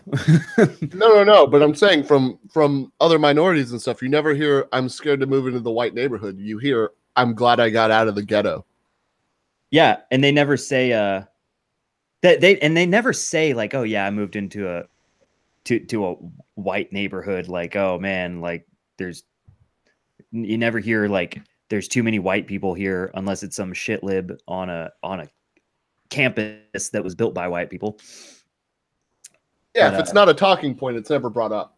Yeah, but what we need to the new talking point for ourselves that we just need to kind of put in the forefront is if relations are bad, look at the demographics, and you know, wherever there's white people, we're kind of awesome. I mean, we're great. Well, I mean, if you look at it, all the nice cities or suburban areas tend to be majority white, or in some cases majority Asian. It's just simple as that. It's and lower crime, along with, well, what does that tell you about, you know, especially whites? Lower time preference. And like I live in a I told the guy this older black guy at work, he's a 50-year-old black guy, and we were bullshitting during lunch. It was just us. We took our lunch at the same time, and he was telling me, he was joking about how his even at his age, his black friends will be like, man, you got a lot of fucking white friends. And he said he's like, yeah, man, he's like, I don't like living in places with too many black people. He said, I used to live in Atlanta. He's like, my wife took me to a concert and I said, I need to get the fuck out of here. And she said, why? He said, there's too many fucking black people around. He said, like, so there's like we coke and joke about stuff like that. But I told that's not a navy-ism, I don't know what is. If that's not what? I said if we coke and joke is, if that's not a navy-ism, I don't know what it is. Oh yeah, I know. I was just wondering. I was like, man, I'm only saying that because you might I'm be only saying that because Chief said it. Yeah, but so we do that, and I was telling him, I told him straight up, I've told him at work before, I said, I've told him like, yeah, I'm a white nationalist. I said, what's that mean? And he's like, all right, man. He's like, you know, and he gets it. It's not like beyond him. But I also told him the South, where I live, I've been coast to coast a couple times. I've lived in over a dozen states. The South lived on this little floating state once. Yeah. The South is one of the only places I told him that I felt comfortable moving into a predominantly black neighborhood. And I'm one of the only white people on my street.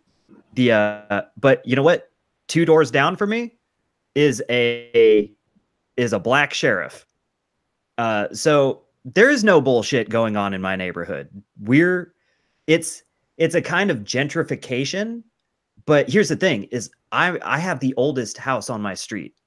Every other house on my street is less than 3-4 years old, and so you know what that means? That inflated property values, as they are all across the country, the people who live in my neighborhood have to go through all the same hoops and hurdles to buy a new house as I do.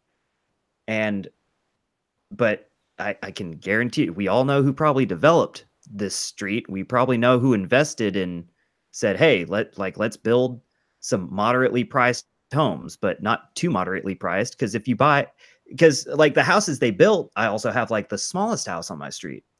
If you build a bunch of small fucking houses that are cheap and economically efficient, this is why people hate um when you see some city council member trying to like, we're trying to bring in affordable housing. It's like, no, you're trying to make housing in an area that should have nice high rises, should have colonial homes. You're trying to make room for the people who have an excuse to not move up in society.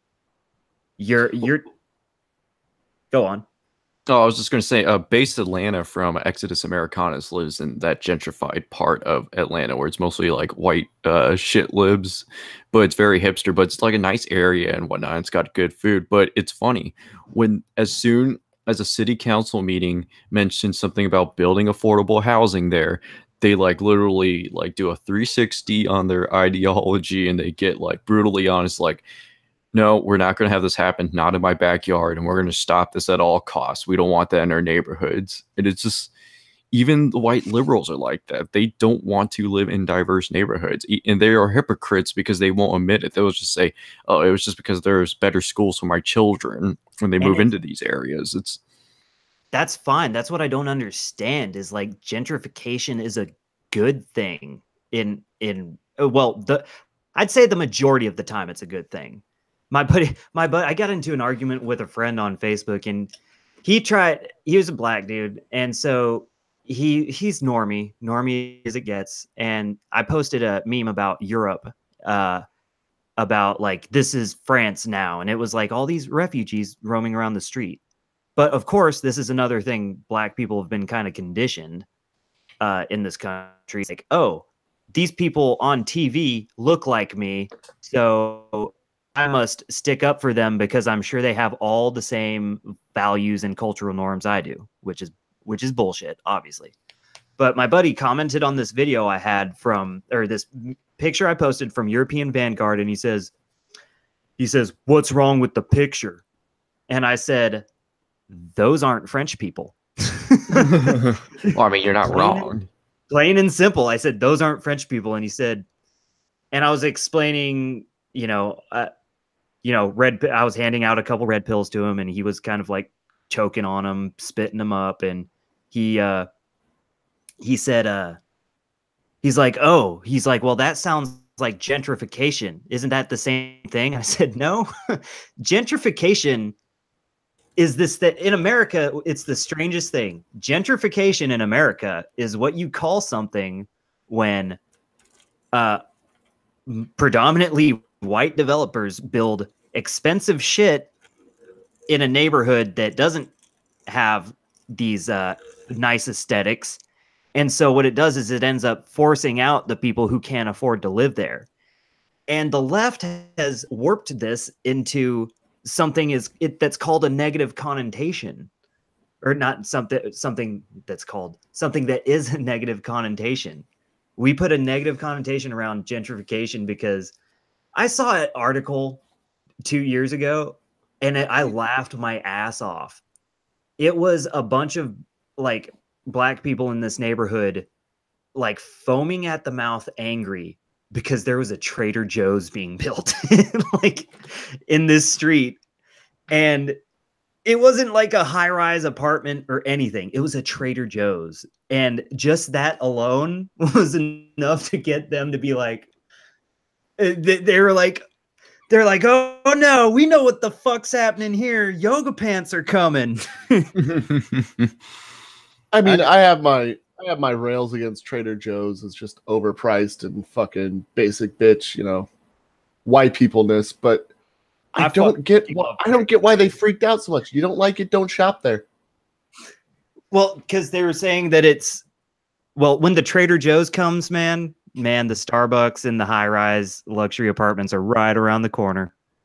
It's the new imperial colonialism. I guess I guess I was raised on the West Coast where it's different. Because the Trader Joe's comes down and all of a sudden you see these, 2-story house, 3-car garages getting blown up everywhere.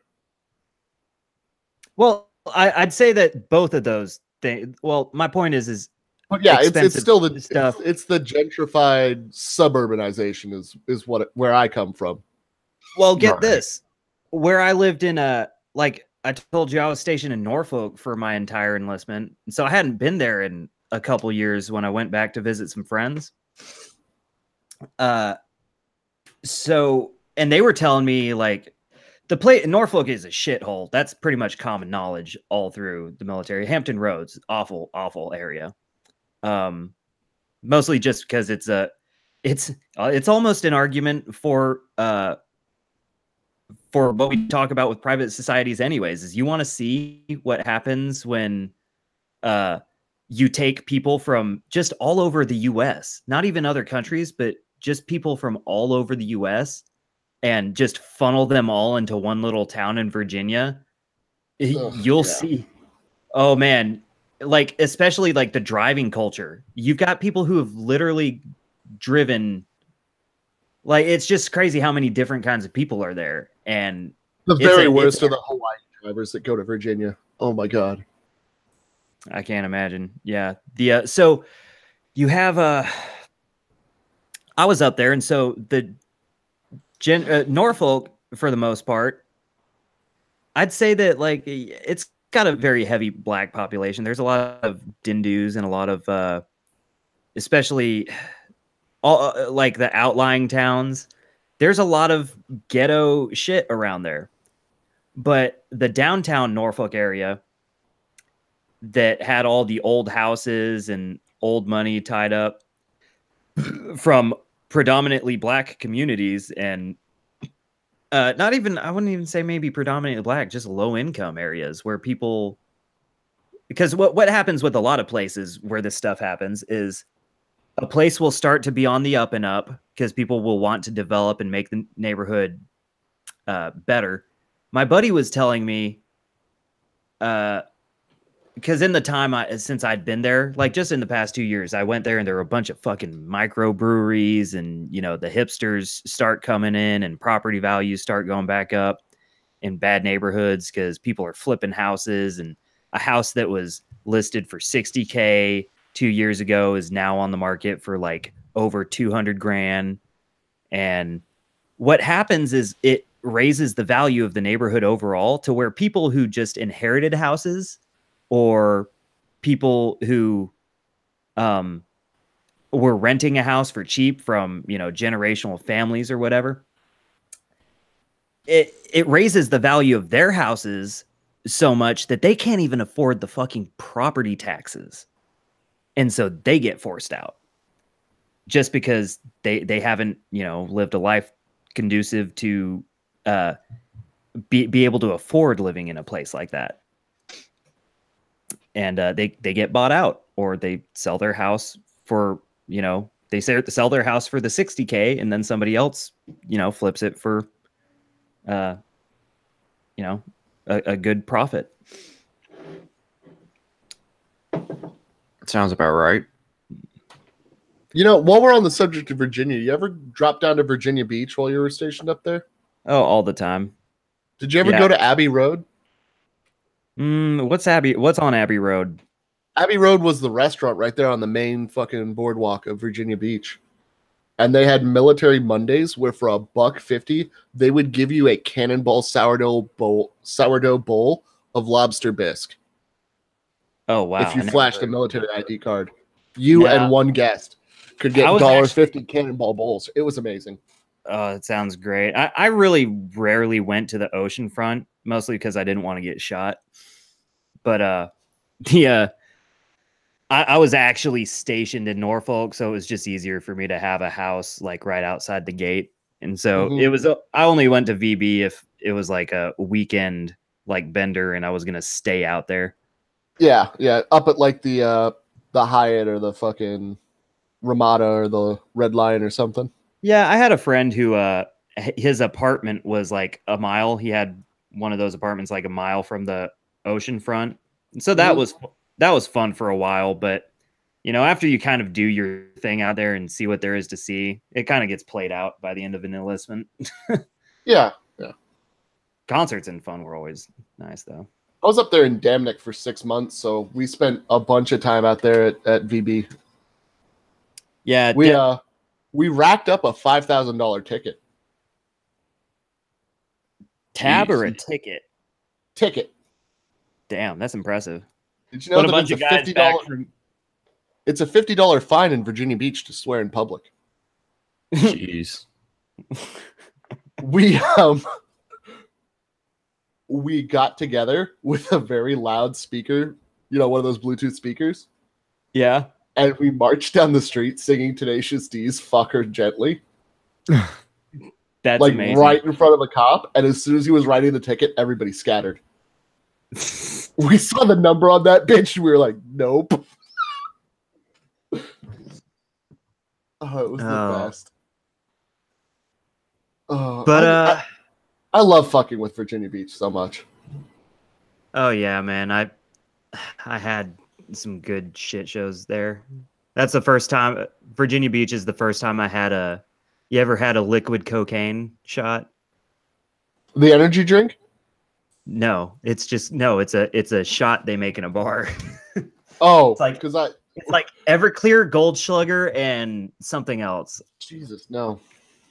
And I remember it was so funny. My buddy handed me the shot. He's like, drink this. And I said, what is it? He's like, don't worry about it. And I took the shot, and no shit, this is before I knew what the drink was called. I looked at him and I was like, Ben, I can't feel my face. He said, liquid cocaine. You're welcome. Jeez.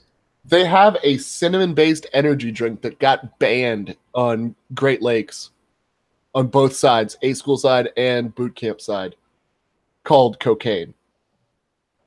Oh my God. And it got banned because this fucking little kid in my tech core class drank 6 of the cans in like a 40-minute period, fucking turned purple and swelled up. Oh my God. Surprised he still survived it, or unless he ended up dying, but it's... Dude, the tech core site is right next to the Naval Corps hospital training area. No, there was no die. You can't die there. All right, well, that's good, but, you know, he probably would... Hopefully he regretted his actions. No, man, he just cut back a little bit. Dude, Dark, you would not believe the retarded weenies you get. Honestly, like, I think Adam can back this up. The Navy really is one of the more embarrassing branches. Like, all of our branches are so embarrassing. Like, you know what the most sobering thing is when you look at it and you notice that they're right, that our Navy is in the top like 3 to 5% of world military. And you look at our Navy, you're like, oh God, the world is a shit show. Yeah, like we are all so boned. I'm so glad there's no actual major wars, because it would just be a clusterfuck and a half. Oh, dude, if we had to go back to like actual, like if we ever had an actual war, like not just a proxy conflict, yeah. Yeah, like the stuff, like I always blew my mind being on the flight deck, and I'm looking at these planes and shit that like is literally the planes and the GPS systems and the bombs. That is the nuclear powered reactors. It's the collective of all of humanity's innovation, and then the people you are training to operate it are just this conglomerate of the most dangerous and sometimes non-thoroughly vetted individuals imaginable. The officer corps we have is the epitome of educated stupid. Yeah, we could do honestly, we need to just do an entire episode. The same way we talk about restructuring government, I think you should actually do this. I'm going to put out a feeler, and I want you to bring in one or persons. I think it would be cool to talk about, like, let's say we got this reformed national government. It'd be cool to talk about like ways to reform the military, because I don't see it. Our military is all the shit we talk about our culture getting that's bleeding over into our culture and our government and our policy here, all that same stuff is infecting our military just as bad or worse. So we could do a stream one day talking about get a couple other vets and see if anybody else has some good content on that. You know, honestly, if you swapped out the officer corps we have now for half of the E5, E6 population in our manpower pool, you'd probably solve all the problems right there. Yeah. And you know what? If you wanted to get rid of like and this is the one I love, just triggering people. Dude, I would not bat an eye if we just made the military all male again overnight. It would cut out so much inefficiency. And you know, the capitalist in me says I would have hated that just because of all the money I made letting women fuck in secured spaces for money. Oh God. Because I used to have the keys. I used to have the keys in the watch rotation for the fan rooms. Oh, I know. Was it still white watches back then? Like, here's the thing, Shark, is on the boat is, you remember the G-Shock watches, Jack? A little bit. Well, I don't know. Maybe it was more the culture when I was in, but the fucking G-Shock watches that everyone would wear, the joke used to be that the joke used to be on the boat that, well, it wasn't a joke because it was a thing way back when, the chip to chip, and like, oh, if a girl's wearing a white watch, like that means like she'll fuck you for money. Mm-hmm. Sometimes, and they would change it too. Sometimes it'd be like a bracelet and stuff. But yeah, I could see where the capitalist in you would. I wasn't just talking about the whoredom. I had the keys to the fan rooms, and I was in charge of the MA watch rotation. So I'd put a guy who was on my payroll. That's some gangster with the keys right there, selling out the secured spaces to make sure people wouldn't get caught fucking on the boat. We were literally on the take underway. That is awesome, though. Like, and I don't have a problem with that shit. But my point is overall efficiency. Overall, life would have been better without them on there. 100%. Yeah, less stand downs, less gummed up litigation for and work departments are just more efficient. And even let's say a woman is attractive and let's say she's amazing at her job. There's always that question of who she slept with.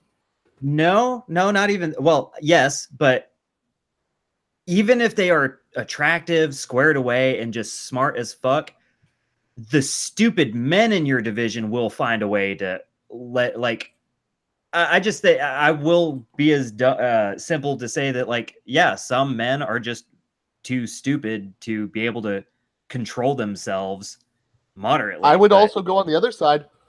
The ugly but still hardworking women in your division will try to undermine her purely because of jealousy. They're just a point of contention. No matter what, they are a point of contention because, I mean, and real animalistically, in this primal sense, women are in our genetics, the way we grew up, or the way we evolved in a macro evolution capacity, is that women are a resource in a genetic capacity. I'm not saying women are property and all this stuff, but to say that women were not a resource evolutionarily is false. Like, so it's the most valuable resource throughout history. The other thing is you can't coat room them. I don't know if you guys had it on your station, but we had a coat room attached to it was outside of our skiff, but it was part of our cleaning and work responsibilities. So we all knew the door code to it. And if two people had a problem, they just go to the fan room and dust it up. Yeah. But you cannot do that with a woman. I don't care who you are. Like, even if she agrees to it, you'll never live it down if you punched a woman in the fan room over a disagreement. Oh, dude, do you remember, did I tell you that, I don't know if this was the norm when you were in, when I was when I was an Alpo, I could not, or just a supervisor even, you're not allowed to counsel, like, you know, where one of your sailors fucks up and you're like, yo, step out here with me real quick. You're not And allowed to do it with a female without somebody else present, huh? you're not allowed to do it without another female present or someone who outranks both of you. Yeah, you got to have a khaki in the room. Yeah. So, but even that is just, I mean, and that's to protect, the male more than anything. You from getting Me Too'd, basically. The Navy version of Me Too'd. Yeah, your ass will get Me Too'd. Fucking, I had sailors who would just threaten to Me Too me. If I had a couple of them, I got into it bad with one day, and they threatened to Me Too me, and I was like, and that's kind of like just solidified what I believed. And yeah, they were bad apples, but I don't care. It's easier to cut out all possibilities of. Rules are made for the majority, not for the exceptions. The majority of women are bad for morale and discipline. They're just more problems than they're worth. Yeah, in a military capacity more than anything. Well, I mean, it's that thought of breaking homogeneity. The reason why you want, you know, your white culture to be homogenous is because you identify together on so many more points when you're homogenous. There's less disparation, less damage to organization and morale if you're all a homogenous group of men without distractions. Right. Yeah, it's crazy how many of these same talking points can be, if you're once you get consistent with these talking points, you can apply them to all elements of culture, government, military, whatever. And but yeah, I think yeah, I'm a little, I know we went way off the original format in we this. went into the wings, but we kept diving back in. Like it was some nice talks. The only thing I think we didn't touch is borders, but we're all pretty solid on that one. Yeah, we've beat the borders to death, and we'll actually we did hit borders at the very beginning when we were talking about vetting and bringing in the best and the brightest versus everybody keeping their own. So yeah, right. Like taking the best from different countries and how it's wrong. So yeah, we I said that we didn't. I'm like looking at the doc, and I'm like, no, we hit just about everything except for public executions, which is, you know, we'll save that for another rainy day. Yeah. You're gonna need that one for to put a smile on your face. We'll wait until the next degenerate headline, and then we'll be like, nope, fuck it. Well, I mean, I'll say a tiny piece on it before we drop it, but there was a reason why Rome had the Colosseum. I mean, the mob needs to be placated by something. And if you're replacing the worship of the entertainment industry with something, why not be justice and, you know, crime and punishment be the replacement for this mob entertainment value? At least you'll have the knock-on effect of less criminality from it. That's genius. I like that. That's a great tie-off. But yeah, I think maybe next one I cook up will you know, I want to come up with my own kind of policy and manifesto, so to speak, because I'd like to eventually you know, I like Rebel Faction, but I'm not going to have a political organization named Rebel Faction. Rebel Faction is meant to be just kind of a community. So like when I was coming up with the idea for the channel, like, yeah, it's just the dissident right community. Yeah, you guys come on to the stream, and so everyone who comes on is, and it's everyone who comes on to not like argue or debate, and I haven't had any of those yet. I want it to get to that point one day where I can debate, you know, other people. But it's even getting harder to do that because most of the people who debate either fall off it's either they fall off and they are so different from what you believe in that that they won't even engage you, and so they turn into kind of a leftist, or they everyone essentially kind of comes to the middle and agrees on stuff, and the only thing they really debate is I was watching the heel turn the other day because I wanted to see Jimmy's bit with Stryker, but I didn't make it that far into it. I only made it like halfway, so I'm gonna finish that today. But like the only thing they really were debating was a difference in like economic policy, and that's something that like you can figure that out later on down the road after establishing these separate states. I mean, it won't happen all overnight, but at least the people in the alt-right who come from the libertarian school of thought, at least they all have a good moderate economic understanding of fractional reserve banking and trade and tariffs and all that stuff. And so it's those are more highbrow discussions. Holy Jesus shit. I just looked at the time. Have we been chewing on this for 2 hours and 40 minutes? I think so. Yeah, Is I think we started around like 7:30 or something. We started at 8. We started 10. Well, 8 my time, but Oh, yeah, 10 Eastern. We did sound check at like 10 EST over here. So yeah, we're coming up on just over 2. I didn't even feel like I didn't even have that much energy for this. No, I didn't feel that drained. Like this morning shit lets you talk forever. Yeah, man. But I thought we rambled on like Punk and Failure can do the morning show bit. Holy shit. Now I understand. Like, I never understand. I look at like the last heel turn. It's 4 hours long. I was like, fuck, man, I'm never gonna get into this. Like that now I understand how easy it is to ramble on, especially when you got a, good crew to roll with. Oh, hell yeah. But yeah, not a lot of hold on. What Pinochet say? Legalize prostitution to put prostitutes on Navy ships. Maybe in the secular ethno state. Maybe you'll have to go to the pagans. Maybe the pagans will do that one. Maybe in the pagan navy, and then people will do Puritan cruises on the theocratic vessels. Like, I don't want to go to the Elijah. I want to be stationed on the Odin, damn it. Oh, Jesus. You know what I would be for? And I'm sure you would be too. More fucking beer days. Yeah, man, like I said, carrier gap in the Gulf. Thanks, Obama. I never deployed. So, but yeah, if we ever got our military times.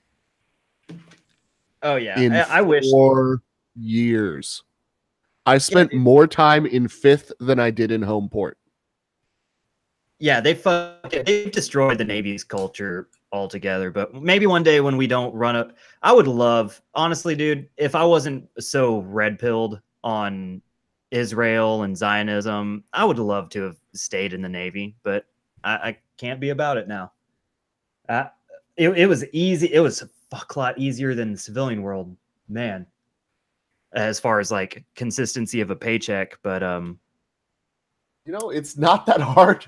And people think the military is hard, but let me tell you, it boils down to, can you get up on time and show up to work not looking like a bag of shit? Yeah. Well, with that, man, 240, that's a good stream. Thanks to everybody who did tune in. And yeah, thanks for having us, man. I really enjoyed this. Yeah, and like I said, guys, I know I tell you guys all the time, like I done with my 50+ hour week job. I'm going back to school myself, and gonna be the only other stuff I'm doing is gonna be like my own self-employed work.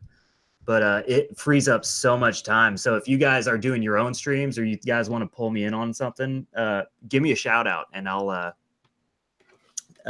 I'd like to start doing more streaming and more appearances and developing platform and content. So holler at me. Yeah, for sure, dude. our live stream, we do it Tuesday and Thursdays every week. And yeah, I would love to get you on one of those live streams again. Yeah, I'll see what my schedule looks like Tuesday, Thursdays, and you usually do yours. Don't you usually do a Saturday show, Adam? I do Saturday with Drop Dead Cynical, which is just a variety show with Jason Plara and a couple of guys. But my show's Sundays, Sunday afternoons, 3 Eastern. All right. Well, yeah. Thanks for coming on, guys. Keck, Shark, where can they find you? All right, you could. Oh, go ahead. Go Shark. You always go first. Sorry, I asked both of you same time like an ass. No, it's all good. So you can find me on Twitter at theangryshark28. Be sure to like and subscribe my YouTube channel on The Lost Eurasians. We cover hop identitarianism and nationalism, and we do our live streams every Tuesday and Thursdays. You can also check out my blog. It's blogspot.com.thelosteurasians.com, and that's pretty much it. Right on. Very nice. Adam? I'm on Twitter at TopKeck Studios, all one word, and I'm on YouTube under the same thing with spaces between each word. All right. Right on, guys. And I am your host, Doug Memphis, and I will be hopefully in your sights a little bit more lately coming this fall. So got some exciting projects coming on. Thank you guys for coming on, and it's been Rebel Faction. Memphis out. Peace. All right. See you.